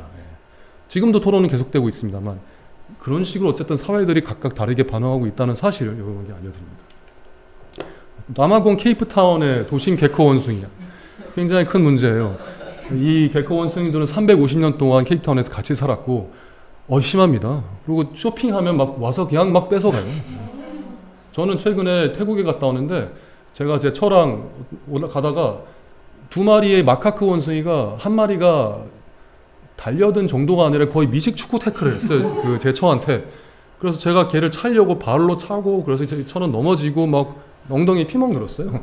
하여튼 그런 정도로 그걸 제가 직접 겪어서 이제 무서움을 아는데 뭐 이 여자는 아마 저녁이 돼서 아마 차에서 나오지 않았을까 싶습니다. 그래서 이거 남아공 특히 월드컵 이럴 때도 큰 문제가 돼서 근데 어쨌든 얘네들도 죽이는 해법도 써보긴 했는데 그것도 효과가 없어서 여전히 일단 살고는 있는 상황이 되겠습니다. 얼마 전에 서울 금호동에 저한테 연락이 왔어요. 헬로 뮤지엄이라고 하는 어린이 미술관인데 CCTV에 족제비가 잡혀갖고 근데 하필은 여기 여직원밖에 없는 거예요. 직원이 한 7명인가 되는데 뭐 저는 여직원이라도 상관없어야 되는데 하여튼 동물을 워낙 무서워하니까요. 한국 여자들이 뭐 아니라고 말하고 싶으시겠지만 제가 봤을 땐 아닙니다. 어쨌든 근데 여기서 그래서 굉장히 기겁을 하신 거예요. 이것 때문에. 그래서 저한테 연락했어요. 보니까 한 마리가 아닌 거예요. 그래서 저렇게 여러 마리. 족제비는 근데 원래 혼자 사냥해요. 저렇게 여러 마리가 있는 이유가 뭐냐면 엄마가 이제 청소년들 데리고 나오는 겁니다. 그래서 이제 사실은 저 금호동 신금호동하고 금호역 사이에 있는 곳인데 의외로 족제비가 도심에 굉장히 많아요. 왜냐면 쥐를 먹으니까. 그래서 많이 있고 근데 이 당황한 나머지 이 사람들이 뭐냐면 세스코를 불렀어요. 그래서 세스코가 뭐였냐면 끈끈이를 설치했습니다. 그래서 엄마가 죽었어요. 근데 저한테 연락하는 바람에 제가 나머지는 그렇게 하지 말라고 쳐서 그 관장님 그것 때문에 나중에 막 울면서 굉장히 후회를 하셨습니다. 그래서 나중에 이제는 그 밑에 요 방 있죠. 여기를 족제비 방이라고 부르면서 걔네들이 왔다 가도록 하겠다 이렇게 조치를 취하셨는데 요즘 그 다음에 아직 다녀갔다는 소식은 보이지 않아요. 하지만 여기서 중요했던 거는 그 박물관이 재미있는 게 미술관이 생태 관련된 전시를 했습니다. 그래서 본인들도 마인드가 좋으신 분들이에요. 그러니까 적어도 이거 가지고 막 다 박멸하자고 하진 않았지만 그런 주제를 가지고 전시를 했지만 실제 야생이 들어오니까 사람들이 정말 어떻게 대처할지 몰랐다는 거죠. 아까 원숭이나 이런 것도 훨씬 작은데도 족제비한테 쫄아가지고. 자, 근데 우리가 그런 동물만 볼 게 아닙니다. 야생동물이라고 해서 아주 호랑이라든가 표범 또는 그래도 좀 족제비만 하더라도 익zo틱하죠. 근데 비둘기도 야생동물이에요. 물론 야생이 와일드 말고 영어에 페럴이라는 그 개념이 있습니다. 그건 뭐냐면 원래는 가축화됐던 게 다시 야생으로 돌아왔을 경우에 야생 고양이 같은 것도 페럴 캣이라고 부르는데 대부분의 이런 피전도 페럴 피전이라고 볼 수 있지만 어쨌든 그것도 야생이라고 볼 수 있어요. 근데 우리의 대표적인 야생 동물 왜 대표적이냐면 인간이 살고 있는 이 공간에 우리하고 정말 제대로 공존하고 있는 건 얘네밖에 없어요. 그렇죠? 바퀴벌레 쥐는 우리가 허락한 적 없잖아요. 그렇죠? 얘네는 그래도 어느 정도 허락한 거예요. 낮에 나오고 바퀴벌레 쥐 나타나면 죽이려고 난리잖아요. 그런데 얘네를 우리가 어떻게 봅니까? 우리 오바이트를 청소해주는 얘네들을 보면 우리가 기겁을. 근데 제가 강연 때마다 이 말 하는데 비둘기 보고 비명을 지르는 그 사건은 10년 전에는 없었던 일입니다. 한 적어도 15년 전에는. 이것도 생태적으로 우리가 얼마나 멀어지고 있는지를 보여주는 아주 좋은 지표예요. 특히 여기에서 난 딴 건 모르는데 비둘기 못 참겠다고 하신 분 있습니까? 있을 수 있을 것 같아요. 제가 이렇게 물어보면 아무도 손 안 들어요. 이상하게. 평소에는 그런 것 같은데. 다 보면 계시거든요. 어쨌든 간에 그 정도로 어떤 야생동물에 대한 거부감이 있는데, 근데 뭐 더럽다고 하시는 분. 더러운 건 도시가 더러워서 비둘기가 더러운 거예요. 비둘기가 원래 더러운 게 아니에요. 이건 신촌에 있었던 사건인데 조류 기피제를 사용하고 있어요. 조류가 오지 못하도록. 왜냐? 집비둘기가 나쁜 애니까. 그리고 여기에 보시면 야생동물 보호 법률에 따라서 기피제를 설치했다고 합니다. 비둘기 야생동물이 아니라니까요. 근데 얼마나 이것들이 왜곡이 됐냐면은 야생동물을 보호하기 위해서 야생동물 못 오게 했답니다. 이런 식의 그냥 그 법이라는 것도 그렇고 이걸 소통하는 방식도 우리가 야생동물을 얼마나 못 받아들이고 있는지를 잘 보여주고 있는 사례라고 할 수가 있습니다. 근데 우리가 이렇게 무시하는 비둘기가 사실 모네랑 피카소의 그림을 구별한다는 거 알고 계신지 모르겠어요. 물론 모든 비둘기가 한다는 건 아니고 이 와타나베 연구에서 훈련을 한 비둘기인데 심지어는 그걸 가지고 모네는 인상파로 피카소 입체파에서 브라크라와 또 세잔느의 그림까지 연장해서 구별을 했다 그래요. 여러분 그 정도 하십니까? 또 그다음 또 이어서 만고와 샤갈까지 구별하는 그 놀라운 결과까지 나오고 있어요. 제가 이걸 굳이 알려드린 이유는 비둘기도 똑똑하구나를 당연히 알려드리고 싶은 것도 있지만 야생동물을 보는 여러 가지 관점 중에서 사실은 굉장히 수만 가지 관점이 있다는 겁니다. 그 중에 가장 저열한 관점 중에 하나가 트로피 사냥인 거예요. 그냥 그거를 머리를 잘라서 걸면 멋있다, 터프하다, 내가 꼬시고 싶어하는 여자한테 내가 세 보인다, 뭐 이런 식의 어떤 관점을 말씀드린 겁니다. 자, 그래서 야생동물과의 공존을 위해서는 저는 이렇게 주장을 합니다. 인터페이스, 왜 인터페이스냐? 이 그림 보시면 이 강이 있는데 이 강의 왼쪽에 사람이 살고 있죠. 오른쪽에 동물들이 있고. 근데 여기도 좀 이 코끼리 넘어왔네요. 그렇죠? 좀 약간 가축들도 있고 동물들이 좀 있습니다. 일단은 어쩔 수 없이 아까 제가 처음 말씀드렸죠. 인간은 희한하게 자기 세계로 만들어놔야 되는 존재처럼 됐어요. 원래도 그렇지는 않았습니다. 근데 점점점 그렇게 됐는데 그렇다면 인터페이스라는 게 생길 수밖에 없다는 거예요. 도시라는 것과 인공적인 환경과 자연적인 환경. 그 인터페이스를 상호 투과적으로 타는 수밖에 없습니다. 사람도 좀 넘어갈 수 있고 동물도 좀 넘어갈 수 있어야 됩니다. 그런 상태에서 둘이 각 세계를 인정을 해줘야 하지만 야생화의 공존이 가능을 하고 그러려면 다양하게 법적인 장치, 사회적인 장치도 있어야 되지만 무엇보다 우리가 그것을 수용하고 인식할 수 있는 철학적 기반이 제일 먼저 돼야 된다는 겁니다. 자, 근데 몇 가지 좀 사례를 보여드릴게요. 인터페이스의 사례. 우리는 설사 우리가 나는 그래도 개인적으로 야생동물을 굉장히 좋아해라고 하더라도 우리 문명의 각각 다양한 측면을 살펴보지 않는 이상 그것은 어려워요. 왜냐하면 이게 좋은 예입니다. 여기 나온 이 죽은 모든 새들은 다 유리창이나 이런 데 충돌해서 죽은 새들이에요. 다. 왜냐? 그건 또 이유가 있어요. 걔네들의 생태적, 생동학적 특성이 있습니다. 원래 새들은 생각해 보세요. 날아다니는 동물은 브레이크 장치가 없습니다. 그렇죠? 매질이 없기 때문에. 그리고 원래 새들은 앞만 보지 않아요. 입체를 봐야 됩니다. 저기서 뭐 어디서 갑자기 사냥감이나 사냥하는 그 포식자가 나타날지 모르잖아요. 그러다 보니까 맨날 앞만 보지는 않아요. 게다가 유리 너머를 통과해서 보니까 갑자기 지나가도 된다고 생각을 하는 거예요. 그래서 인간이 사실은 아무런 악의도 없는데도 불구하고 그냥 건물 하나 잘못 지어놔서 사실 동물하고 야생동물하고 공존이 어려운 부분이 있는 거예요. 미국에서 1년에 많게는 10억 마리가 죽습니다. 그거는 비교를 하면 이거 엑선 발데즈 원유 유출 사건은 환경 역사에서 굉장히 중요한 사건인데 사망한 그 개체 수나 바이오매스를 보면 300번 유출한 거랑 똑같은 거예요. 그 정도로 많이 죽는 거예요. 건물에 충돌해서 죽는 게. 저는 제 사무실 이화여대에 있는데 이화여대에 가시는 분은 아시겠지만 거기 ECC라고 굉장히 유리가 많은 데 있어요. 거기도 많이 부딪혀 죽습니다. 그래서 저희가 전시회에서 총장님까지 불러서 막 사인도 받고 했는데 뭐 고쳐진 건 없어요. 그래서 심지어 이 예쁘게 생긴 청솔새는 유리 충돌 때문에 아예 개체군이 감소 추세로 접어든 유난히 취약한 종이죠, 한마디로. 지상에 3m 정도 높이 2m 제곱 뭐 이런 데가 가장 취약하다. 그래서 가끔 유리창 이런 게 보입니다. 그 새가 갑자기 날다가 갑자기 꽝 하는 거예요. 그래서 나름 그런 거를 대응하는 것들이 이렇게 나와 있어서 여러분 가끔 가다 뭐 어디 보면은 매 실루엣 같은 거 붙여놓은 스티커 보셨죠? 고속도로 이런 데 가끔 있는데 그거가 유리 충돌 방지하기 위한 것입니다만 그거는 효과적이지 않는 방법 중에 하나입니다. 효율이 낮은 방법이고 마이크로 기술을 이용한 나노 기술을 이용한 게 많이 요즘 나왔고 서양에서는 그런 걸 많이 씁니다. 점이 아주 조밀하게 박힌 걸 유리에 많이 붙이고 우리나라에서는 뭐 예상하셨겠지만 거의 도입도 안 한 단계고 그런 걸 하려고 뭐 그런 걸까지 해야 되냐고 아직도 하고 있습니다. 근데 어쨌든 이것이 제가 보여드리는 아까 전에 강을 중간에 두고 한 인터페이스만 생각하시면 안 되고 우리 문명의 되게 다양한 측면을 보셔야 됩니다. 자, 도심 녹지도 당연히 지나고 왜냐면 아까 도심 녹지는 되게 독특한 위치가 있죠. 우리 도심 안에 있는데 녹지잖아요. 그러니까 우리하고 적용한 동물들이 살고 있고 그렇다면 그게 서식지 역할을 해야 됩니다. 서식지로서 인터페이스가 존재를 해야 돼요.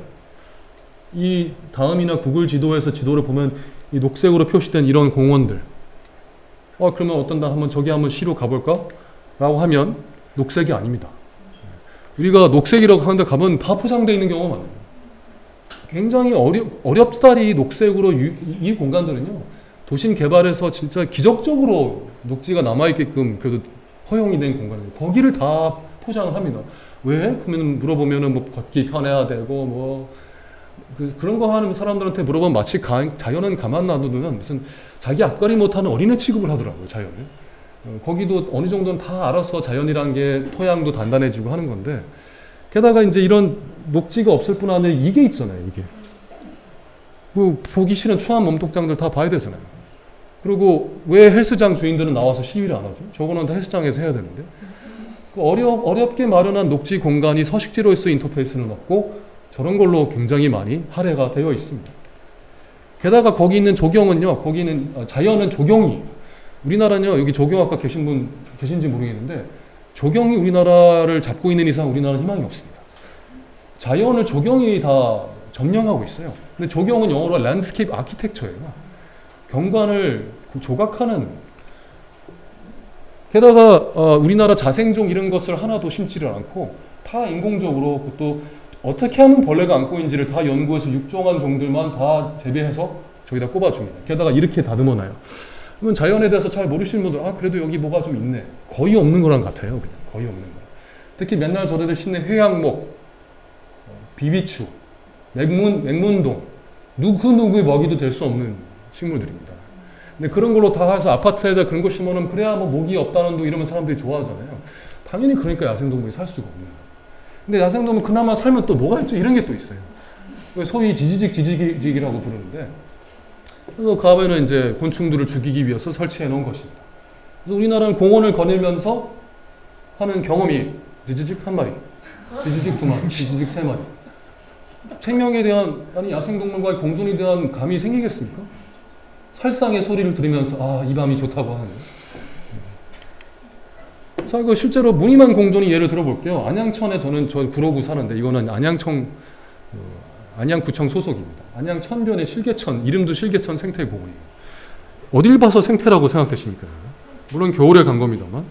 그래서 근데 여긴 되게 희한한 게 도심에서 드문 보호종 양서류가 굉장히 다수 번식해요. 두꺼비도 나오고 심지어 맹꽁이까지 있어요.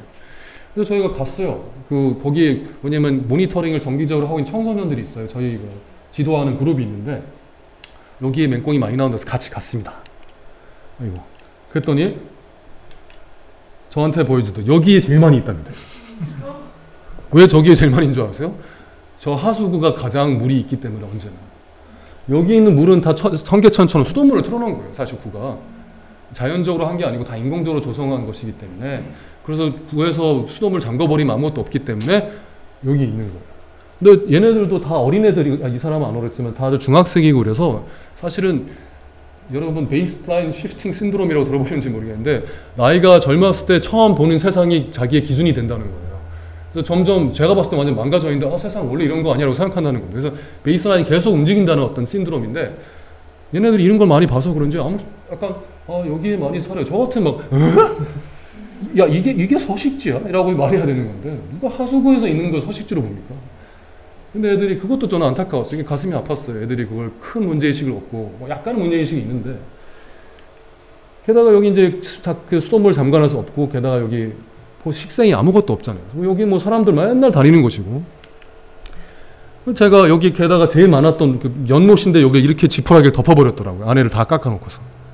그래서 제가 안양구청을 방문을 했습니다. 그래서 그러지 마라 라고 했더니 제발 하지 말라고 제가 풀과 하층 식상을 바짝 자르지 말라고 요청을 했더니 그거에 난색을 표했어요. 그게 실개천 생태공원의 사례입니다. 그 제가 생태공원이라고 여러분 부르지 않았어요. 그랬더니 국장님 생태라는 말이 너무 개념치 마시고 하면서 저를 이렇게 순진한 어린애 취급을 해주셨어요.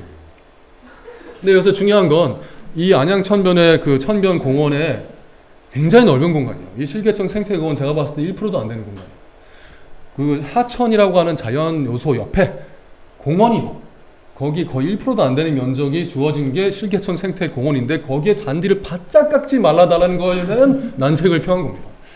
그 균형점이 어느 정도로 치우쳐져 있는 걸 아시라고 제가 이 말씀을 드리는 겁니다. 바짝도 뭐냐면 제가 한 30cm 남겨달라고 했어요. 그것도 다 말고 그 천 옆에만 민원을 건답니다. 그래서 어떤 사람들이 민원을 걸어서 이거 당신 이거 바짝 안 자르면 나 가만히 안 있을 거라고 민원 거는 사람이 있대요. 누굽니까 대체 그 사람? 근데 실제로 그런 사람 많이 있고 되게 희한한 인터페이스가 발생했습니다. 뭐냐면 최근에 그 반려동물을 기른 사람들이 그걸 요청을 또 하는 거예요. 왜냐? 내 개가 나가는데 털이 엉킨대요. 풀밭이. 그러니까 그런 심리를 가진 사람은 자기가 생명을 사랑한다고 절대 말하면 안 돼요. 정말. 자기가 자기 개 아낀다고 개 아끼는 것도 아니에요. 실은 개가 운동을 하고 개가 그런 걸 냄새를 맡고 해야 되는 건데 자, 그래서 야생과의 공존에 대한 인터페이스 약간 간단하게 살펴봤는데 트로피 사냥 이런 것도 굉장히 구시대 모델입니다. 아까 말씀 잘 해주신 것처럼 식민지 시대 모델이고 인자는 어떻게 가야 되느냐? 당연히 관찰과 상상력의 관계로 나가야 되는 겁니다. 그 중에 가장 좋은 예가 바로 이거죠. 탐조 같은 거죠. 뭐 이런 경우는 잘 없습니다만 사실은 물론 탐조는 탐조 나름대로 문제가 있어요. 막 아저씨들이 고가의 장비 가지고 와갖고 막 바주카포 같은 걸 들이대고 해서 애들 막 도망가고 막 애들 가서 와서 나 참새 봤다고 좋다 뭐 참새 막 이러고 막 흔한 종물 무시하고 지네끼리 막 올려갖고 뭐 무슨 굉장히 경쟁 심리로 발달해서 무슨 거의 수집가처럼 시각적 포획을 하는 수준에 이르는 거에 그래서 많이 있지만 어쨌든 그래도 트로피 사냥보다 낫죠. 근데 어쨌든 이런 식의 그 생태 관광에도 되게 다양한 디멘션이 있어서 우리가 해결해야 될 문제는 많이 있어요. 왜냐면 동물과의 공존이 관찰이라는 어떤 행위로서 연결이 돼도 결국은 보려는 자와 꺼리는 자의 사이가 문제가 있습니다. 아까 세실은 좀 특이한 케이스라고 하셨잖아요. 포토제닉하게 가만히 남아있지만 대부분은 그렇지 않고 그래서 이 두세 개의 만남도 역시 섬세한 인터페이스가 필요한 겁니다. 근데 그래서 제가 간단히 어떤 식의 인터페이스의 영향이 있는지에 대한 연구를 좀 알려드릴게요. 가령 조류에 대한 연구를 해봤더니 사실은 부정적 영향이 많이 발견돼요. 88%가 다 한 개만 긍정적인 영향. 그리고 그냥 관찰하기, 개 산책시키기, 조깅, 자전거 모두 부정적 영향이 있습니다. 근데 물론 정도는 굉장히 틀리죠. 내가 가서 불도저로 그냥 막 긁은 거랑 걸어다니면서 본 거랑 둘 다 부정적 영향이라도 막 90대 1의 차이입니다. 어쨌건 하지만 인간이 서식지에 들어가서 동물을 관찰한다는 것은 어쨌든 그 자체로 동물한테는 약간의 스트레스는 줘요. 그렇지만 그래서 그런 대안들이 있습니다. 어떤 대안들이 있느냐? 그 좀 이따 얘기할까요? 구체적으로 어떤 것이 있느냐? 생리학적 반응, 가령 체온 변화, 맥박수까지 됩니다. 그 인간이 관찰하고 있을 때 막 하고 있는 거를 이렇게 재고 있는 거예요. 그래서 실제로 그런 걸 재고 이 귀여운 새는 툭한 새끼입니다. 그래서 아직 제가 실제로 코스타리카에서 보는데 나가기 전에 둥지에서 나가기 전에 있는 애고 행동학적 반응. 그다음에 개체군의 그 서식지 이동 같은 것도 일어납니다. 사람들이 너무 많아질 경우에. 번식학적이 또 알을 좀 안 낳는 경우라든가 이소하는 새끼는 뭐냐면 아까 둥지에서 나가는 새끼의 수가 줄어드는 경우도 있습니다. 근데 예를 들어서 숨겨진 탐방로의 관찰대 부근 물새들은 관람객이 아무리 소리를 내도 15분 동안 분포 변화를 일으키고 나중에는 원상복귀 되었다. 마치 이런 데처럼. 그래서 하기 나름이라는 겁니다, 한마디로. 그래서 이제는 그런 기술이 많이 발달해갖고 인간하고 동물이 관찰하는 것도 너무 관음증적인 관찰이면 안 되겠죠. 사실 그렇게 아까 제가 좀 비판한 그 생태 관광 사례는 그런 거예요. 하지만 아까 어떻게 공존할 수 있냐고 했는데 그런 관찰식의 공존이 잘만 하면 인간이 머리가 좋기 때문에 연구된 바도 많고 이런 식으로 탐방로라든가 이런 거 잘하면 그리고 탐방로로 노출된 부분이 있다면 그것을 가지고 나머지 영역 전체는 또 보호를 하고 대신에 이런 식의 정책이 만약 입안이 된다고 하면 공존할 수 있고 혹시 우리가 이 동물을 보고 싶어하는 그 마음도 굳이 죽이지 않으면서 살 수 있다 이런 말씀 드린답니다. 노출된 탐방로는 현저하게 감소하는 그 현상을 좀 보였어요. 그래서 이제는 같은 생태 관광이라도 좀 더 생태적으로 하는 인증 시스템도 많이 도입이 되어 있습니다. 자, 근데 그런 생태 관광만 하더라도 사실은 또 동물을 좋은 모델이긴 해요. 사실은 그 트로피 사냥도 사실은 왜 좋은 모델인 측면이 있냐면 저는 굉장히 반대합니다만 굳이 장점 하나 들자면 아까 서식지가 제한되어 있잖아요. 왜냐면 한 개 국립공원 밖으로 나갈 수가 없는 거잖아요. 제한되어 있기 때문에 문제는 이겁니다. 여러분 이걸 아셔야 돼요. 국립공원 같은 데가 하면 우리가 그렇게 생각하기 쉬워요. 자연이 살 때가 있고 우리가 살 때도 있고 나눌 수밖에 없지 않느냐. 그러면 뭐 그 밖에 나가는 건 어쩔 수 없지. 맞아요. 근데 문제가 뭐냐면 생물은요 번식하는 것도 그냥 그 생물의 생의 기본 조건인 거예요. 절대로 한 개체의 삶을 보면 안 돼요. 만약 그냥 한 고리 무리가 한 마리 데리고 와서 여기에 그 우리 안에 놔두면 살아있잖아요. 엄연히 살아있잖아요. 그렇지만 죽은 거랑 똑같은 거예요. 왜냐하면 걔는 아무런 유전자를 이어나갈 수 없고 아무런 번식 행동을 할 수 없기 때문에 생태적으로 보면 동물 개체로 보면 살아있지만 그래서 동물은 그것이 생식을 통해서 뻗어나가는 것까지 보존이 안 되면 보존이 아닌 겁니다. 그래서 그걸 그냥 막았다고 해서 그래서 기르 국립공원 아까 아시아 사조도 마찬가지 그 문제가 굉장히 심각해요 지금. 결국에 해놔도 결국은 번식하다 보면 생기잖아요. 우리가 똑같습니다. 취직이 돼야 될 거 아니에요. 우리가 대학교 졸업을 하면 갈 데가 없는 게 너무 문제잖아요. 그거 똑같은 거예요.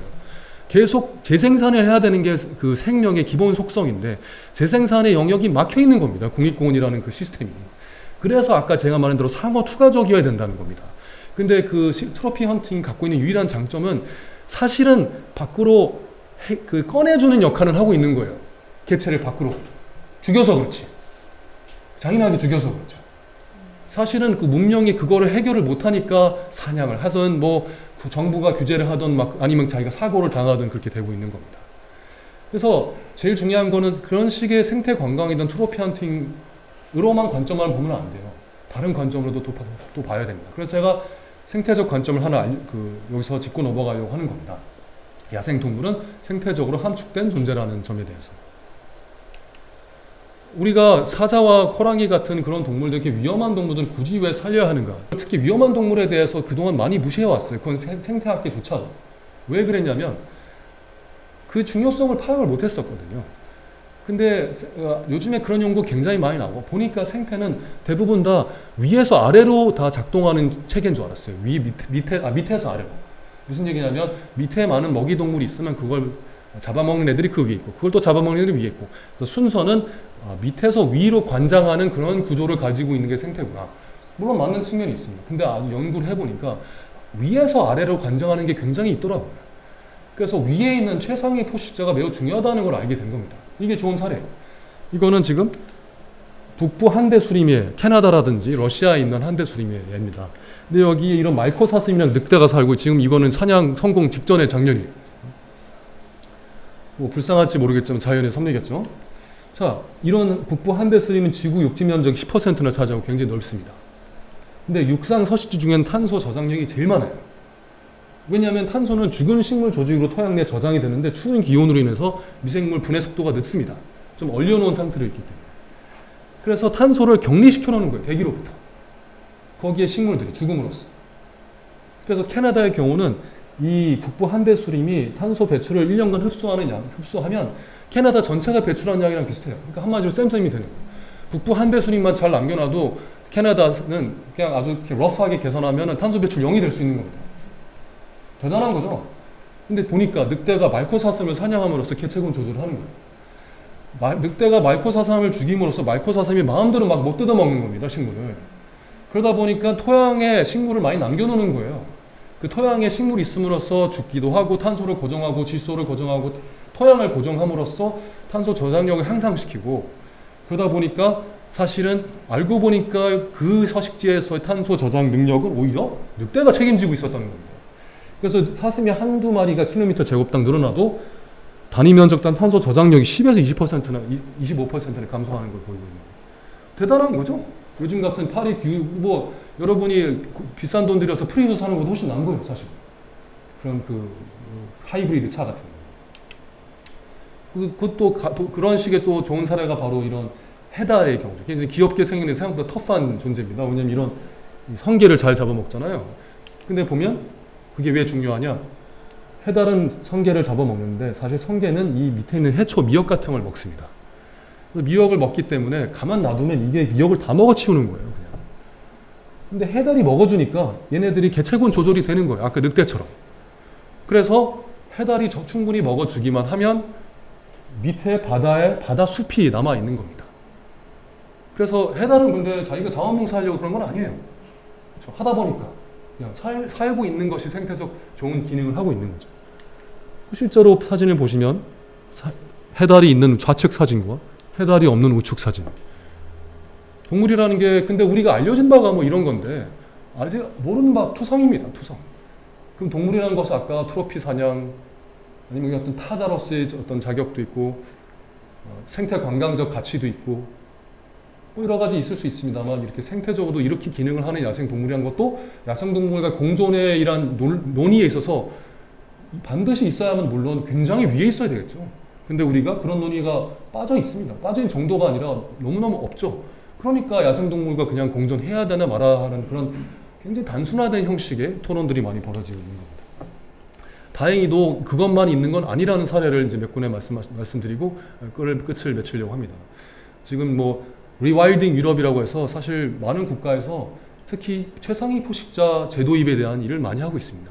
우리나라도 범보존 기금이라는 데가 있어서 아까 아무르 호랑이를 한국에 재도입하는 그런 연구를 많이 하고 있습니다.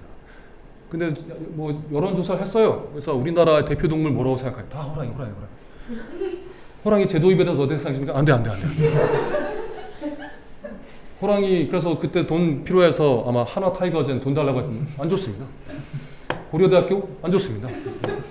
다 상징성, 유일하게 철저하게 이미지만 딱 차용하고 그 동물의 어떤 존재적인 것은 하나도 허용하지 않아요.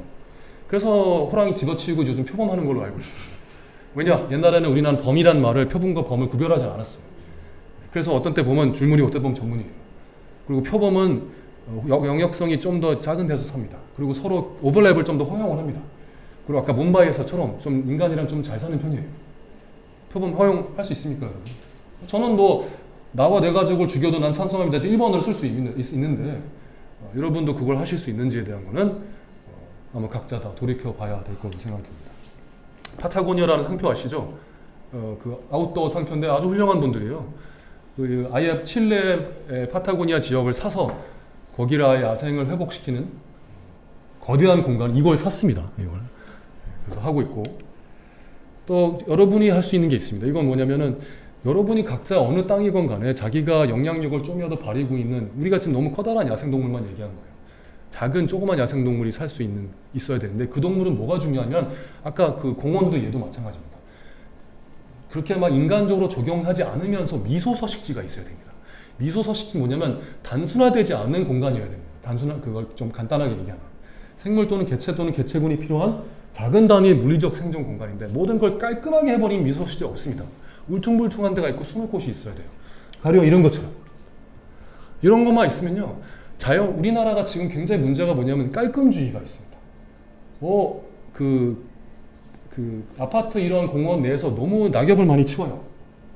그 낙엽을 너무 많이 치움으로써 발생하는 것이 뭐냐면 그 토양이 점점 좀 딱딱해지고 거기에 토양 온도가 달라지고 결국 지렁이 같은 게 못 살고 아무것도 못 삽니다. 마이크로 해비tat이 미소서식지가 있어줘야지 또 야생동물이 살 수가 있는 겁니다. 이런 것들이 다 서양식 과학의 에서부터 나온 게 아닙니다. 우리는 어떻게 보면요, 서양 애들이 도달하지 못한 야생적 사고를 미리 가지고 있습니다. 일본의 나카자와 시니치라는 교수가 대칭성 인류학 또는 야생적 사고를 많이 제창하고 있습니다. 이분의 뭐 그 사상을 간단하게 요약하면 원래 우리나라 우리가 본 인류 자체가 신화에서 갖고 있는 사고 방식 뭐냐면 원래 막 뭐 웅렬한 결혼하잖아요 인간이. 똑같 그런 겁니다 일종의. 다 부족마다 그런 게 다 있어요. 그래서 동물이랑 나랑 대칭적 관계입니다. 심지어는 번식까지 하는. 그래서 별로 그렇게 다르지 않고 서로 왔다 갔다 하는 존재라서 그렇게 구별이 되지 않는 원래 사고 방식이 야생의 사고고 인간하고 동물이 대칭적 관계에 있다는 게 대칭성 인류학입니다. 그래서 그거가 좋은 예가 바로 이런 트랜스폼 마스크인데 옛날에 이런 걸 만들었어요. 이런 가면 같은 걸 쓰고 다녔는데 이 가면은 열면 안에 사람이 있습니다. 이렇게. 그래서 아까 다른 동물의 그 곡수리의 얼굴이었지만 사실 그 안에 사람이 있는 것처럼 서로 치환 가능한 존재인 것처럼 생각했던 것이 잘 여기에 드러나 있습니다.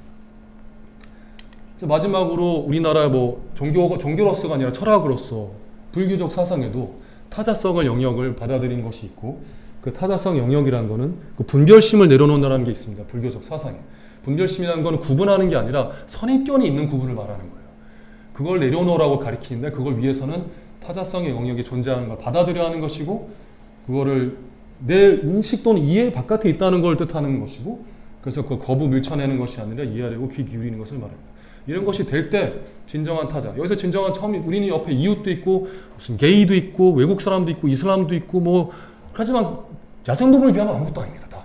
진정한 여기서 타자라는 것은 야생동물이라고 저는 생각을 하고 그것을 받아들일 수 있을 때 야생동물과 공존의 얘기를 더 새로운 관점에서 할 수 있을 거라고 생각을 합니다. 감사합니다.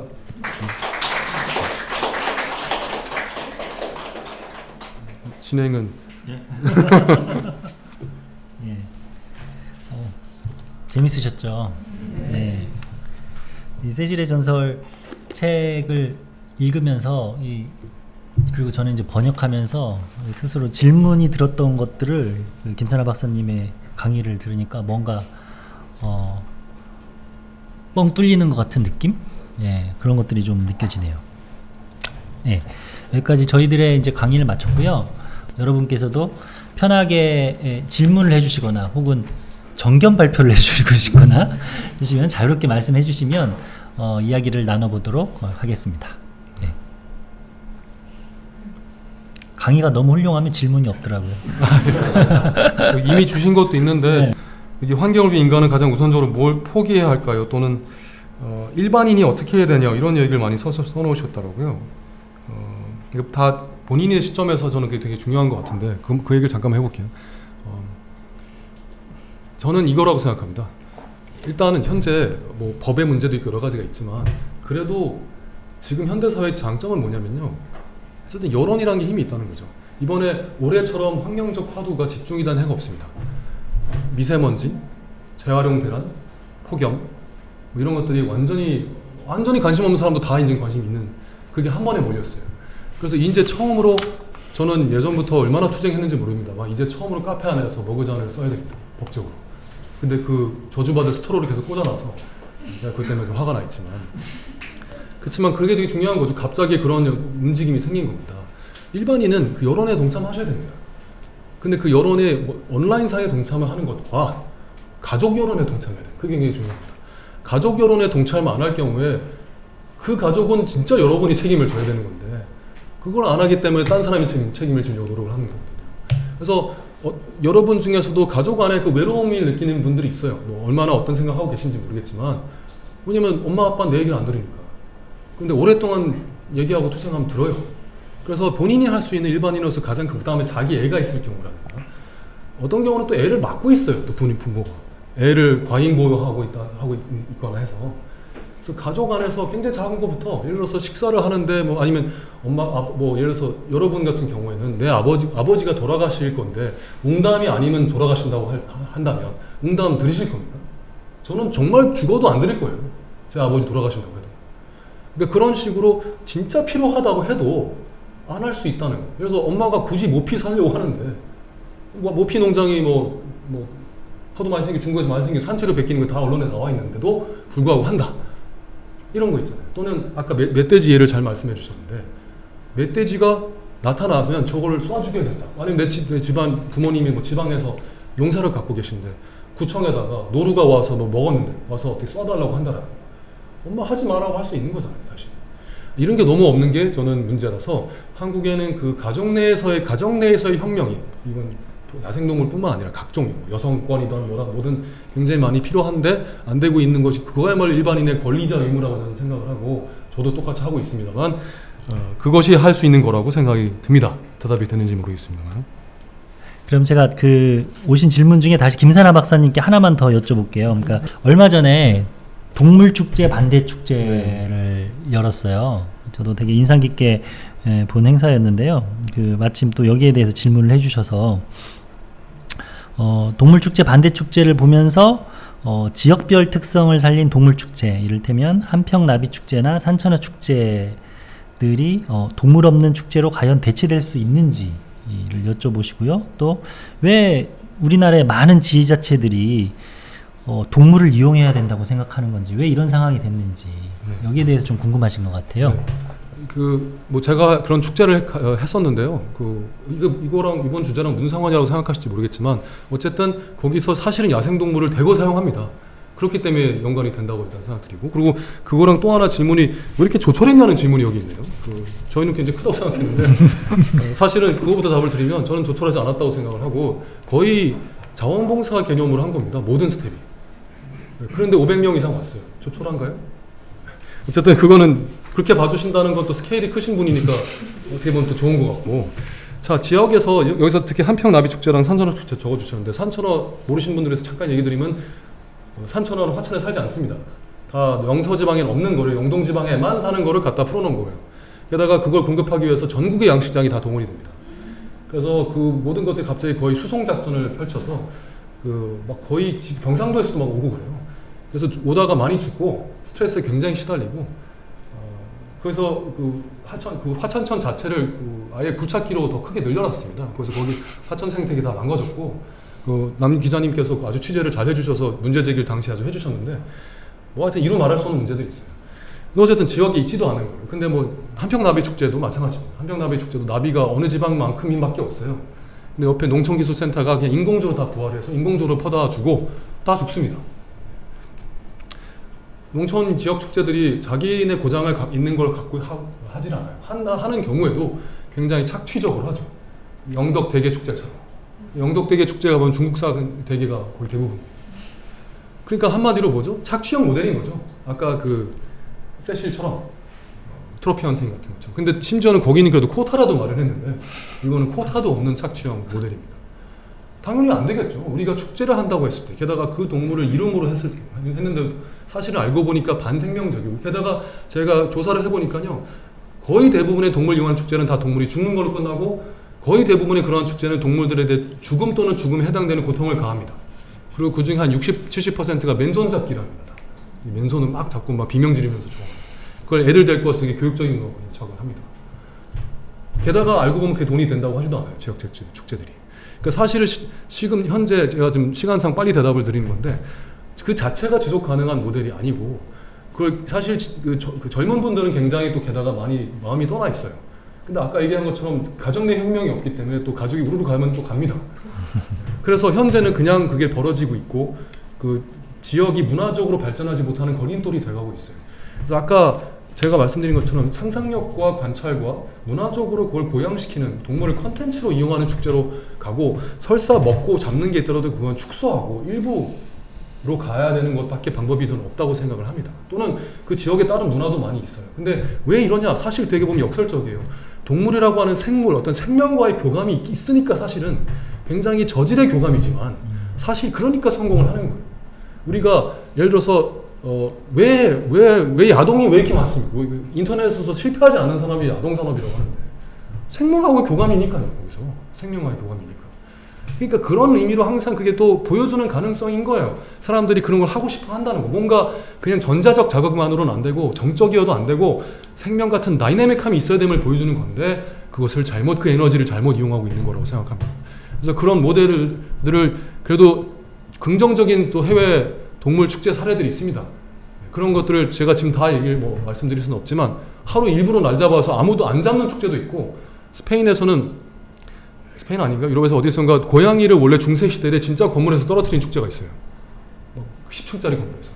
당연히 죽죠, 밑에서. 근데 고양이가 안 죽는다는 썰이 있잖아요. 그래서 그거를 시험해보는 축제가 있는데 이제는 인형으로 바꿔서 떨어뜨린다고 합니다. 바로 그런 식의 사고의 전환이 필요한 거죠. 그렇게 가야 돼서 지금 저희가 주문진 오징어 축제를 설득 중에 있는데 아직 성공 중인지 모르겠습니다. 이 동물 문제를 항상 고민하면서 제가 드는 생각은 인간은 되게 모순적인 존재예요. 그러니까 개를 만지고 싶어 하죠. 동물을 가까이서 보고 만지고 싶어 해요. 교감하고 싶어 하는데 또 한편에서는 먹고 싶거든요. 이게 인간의 욕망이라는 게 양쪽에서 사실은 충돌을 일으키죠. 보살피고 교감하고 하고 싶은 욕망이 있는 반면에 뭔가 이용하고 먹고 싶은 욕망, 가장 이제 대표적인 게 먹고 싶은 욕망인데 결국은 그런 욕망 속에서 어떻게 줄타기를 하느냐. 그리고 아까 계속 김사나 박사님께서 말씀하셨던 것이 관계에 대해서 우리가 좀 더 사고하고 그렇다면은 우리가 균형점을 찾을 수 있지 않을까, 그런 생각이 항상 들어요. 그리고 또 한 가지 제가 생각이 드는 게 산천어를 제가 취재를 한 5년 전에 했었는데 그때 이제 저도 호기심에 저는 궁금했어요. 그 화천천을 얼려놓고 첫 번째 드는 그 호기심이 뉴욕타임즈에도 나왔다 그러다 100만 명이 뭐 거기에 서 있는데 어떻게 얼음이 깨지지 않을까라는 생각이 들었고, 도대체 그 산천어가 도대체 어디서 나올까라는 생각으로 그때 이제 가서 취재를 했는데 전국 양어장에서 1년 전에 종료를 해가지고 그 공수작전을 하듯이 막 그 데려오더라고요. 그래서 뿌리는 거죠. 1시간에 한 번씩 구멍에다 넣는 거죠. 재밌는 게 동남아 관광객들도 많이 와요. 그래서 외국인 낚시터가 또 따로 있어요. 외국인 낚시터에다가는 물고기를 좀 더 많이 넣어줘요. 여기까지 와서 1시간 딱 하고 나서 빨리 잡고 가야 되니까. 하여튼 그런 풍경인데 어차피 우리는 동물을 이용하려고 하고 가까이서 보려고 하고 만지려고 하는 욕망이 있는데 그런 것들을 어떤 식으로 전환시키느냐가 가장 중요할 것 같아요. 그래서 예전에는 고래를 잡아 먹었다면 지금은 멀리서 관찰을 하죠. 근데 그럼에도 불구하고 물론 부정적인 영향을 미치는데 그 먹는 것에 잠깐만 첨언드리면 당연히 이제 먹는 욕망이 있는데요. 그 욕망을 어떻게 표현 관리하냐가 되게 중요하죠. 중요한 건 한국의 음식점이 이상한 점이 뭐냐면 이게 외국이랑 좀 다릅니다. 재료를 그냥 내걸고 있는 음식점 잘 없어요, 외국에는. 특히 이제 생태 선진국에서는 요리를 내겁니다. 이탈리언이 됐건 아니면 뭐 자기네 어떤 스타일이 한마디 영어식으로 쿠이즈인을 내보내지 대게, 소, 뭐 이런 식으로 아니면 뭐 낙지 그런 식으로 하지 않아요. 그 애초에 그 음식의 선전 자체를. 그게 자체가 동물을 먹더라도 그걸 문화적인 겹에서 소화를 해서 문화적 틀에서 소화를 해서 내보내는 게 있어야 먹더라도 그걸 그러니까 좀 자중하는 게 발생을 해야 됩니다.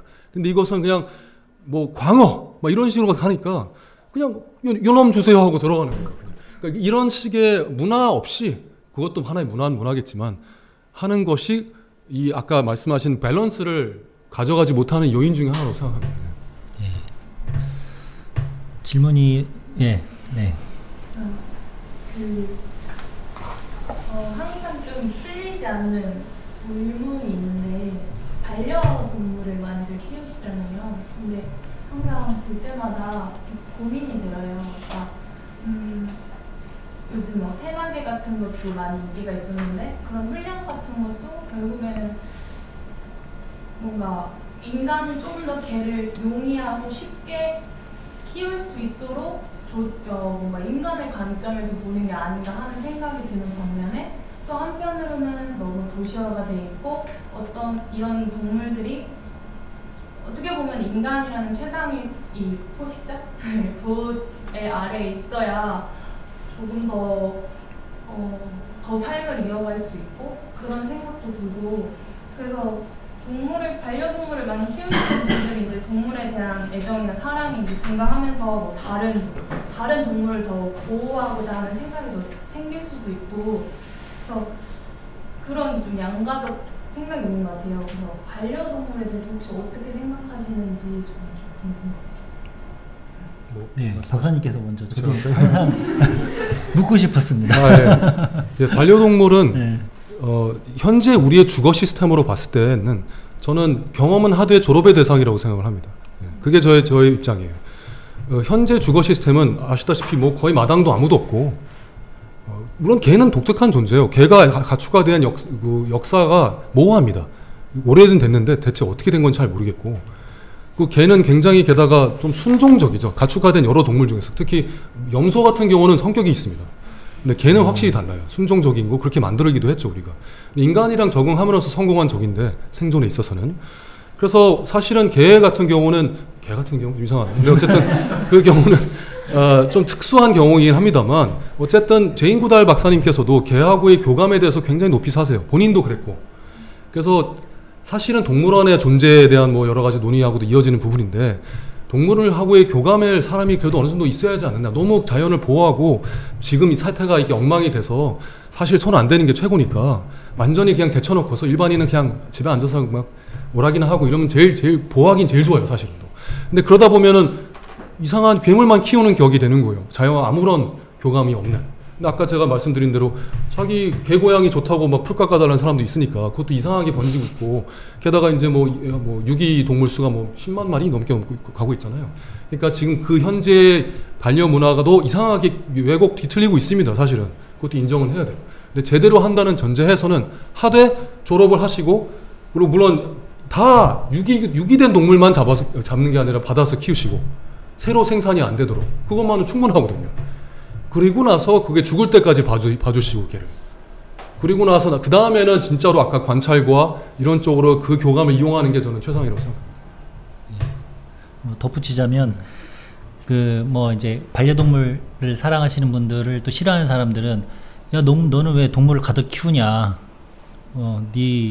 네 개가 정말 자유롭게 살려면 산에다가 놓아줘라라고 얘기를 하는데요.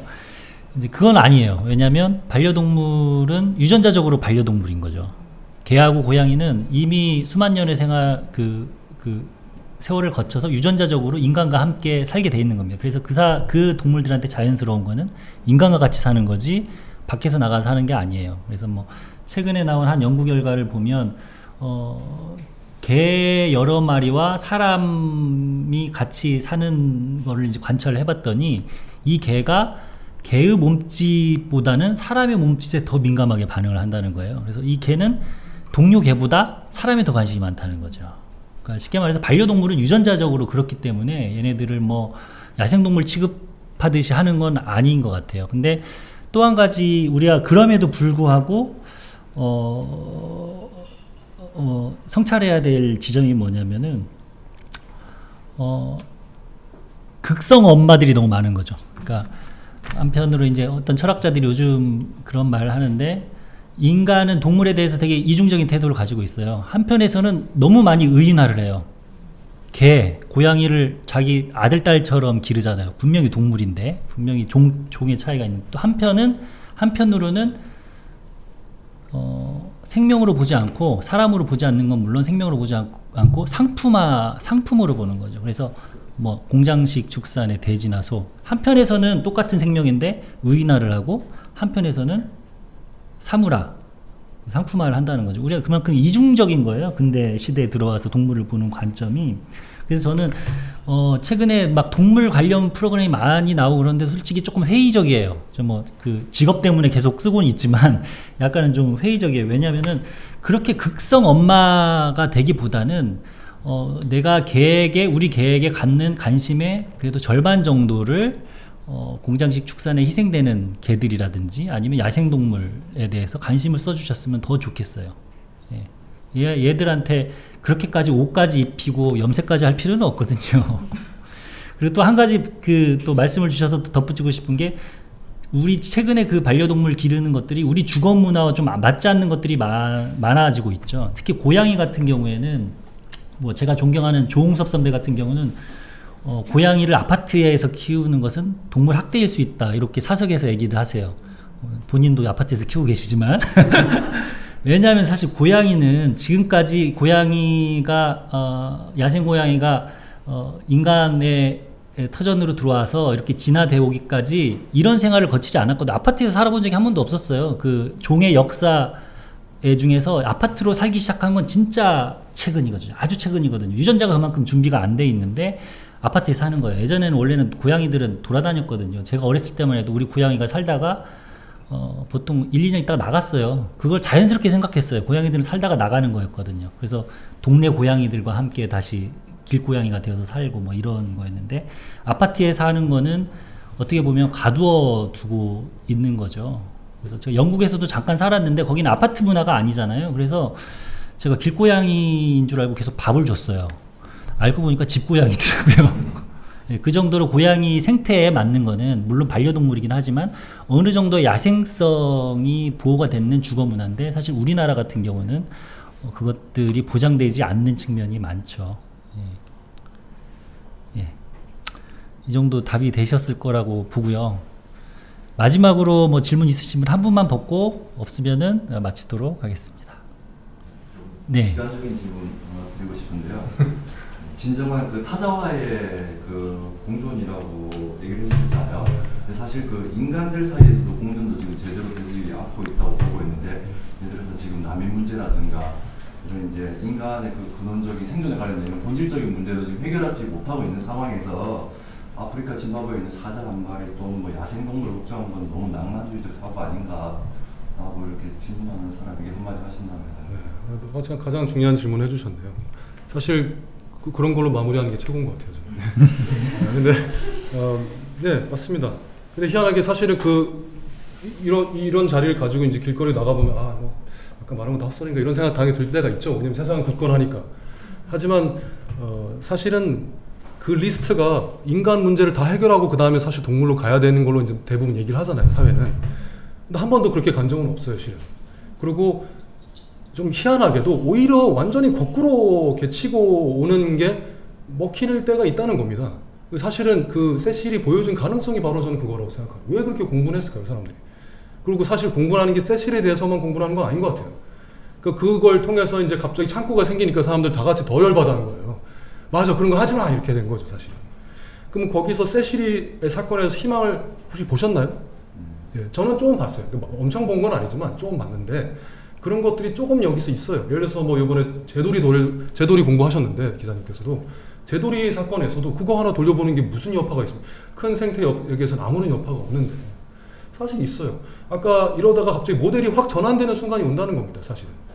르완다 같은 경우는 고릴라 관광으로 거의 트로피 사냥만큼 돈을 벌어요, 제가 알기로. 그냥 관찰인데. 사실 그렇게 변화할 수 있는 것이 왜 안 될까요, 같은 아프리카인데? 우리가 사실 우리나라가 갖고 있는 가능성이 뭐죠? 냄비 근성 아닙니까?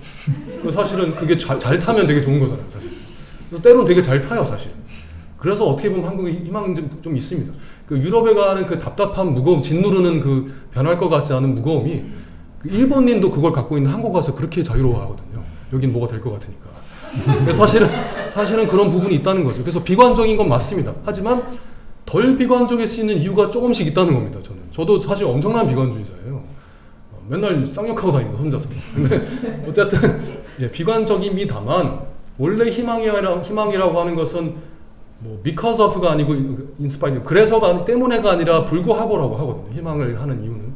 그래서 적지만 있기 때문에 하는 것이고, 오히려 돌려치기가 특별히 또 한국에서 더 먹힌다는 생각이 들어요. 그래서 제가 봤을 때 이런 것이 좀 이게 쌓이면 올해 갑자기 머그잔이 들어온 것처럼, 갑자기 재활용 문제가 원래 있었지만 터진 것처럼 뭔가 계기가 될 것을 믿고서 준비하는 겁니다, 사실 저는. 여러분도 마찬가지일 거고, 그런 면에서 비관적이지만은 않다라는 답을 드리고 싶습니다. 네, 아주 좋은 마무리였던 것 같습니다. 예, 오늘 이렇게 준비한, 제가 마무리 멘트까지 하면 되나요? 예. 그래서 준비한 시간 부족했지만 이렇게 참여해 주셔서 감사하고요. 예. 이 세실의 전설, 이 작은 사건이었지만 그 사람들이 분노하게 된 원인이 금방 김사나 박사님이 말씀하셨던 것처럼 한 생명이 사라진 것, 억울한 이유로 사라진 것에 대해서 분노하고, 또 어떤 부자들은 그런 취미를 위해서 이 작은 생명을 죽이고 있다라는 거에 대해서도 분노를 했을 거예요. 결국 동물의 문제가 사람의 문제이기도 하고, 사람의 문제가 동물의 문제이기도 하다는 사실을 보여주는 것 같습니다. 예, 이 시간 고마웠고요. 네, 좋은 밤 보내시길 바라겠습니다. 감사합니다.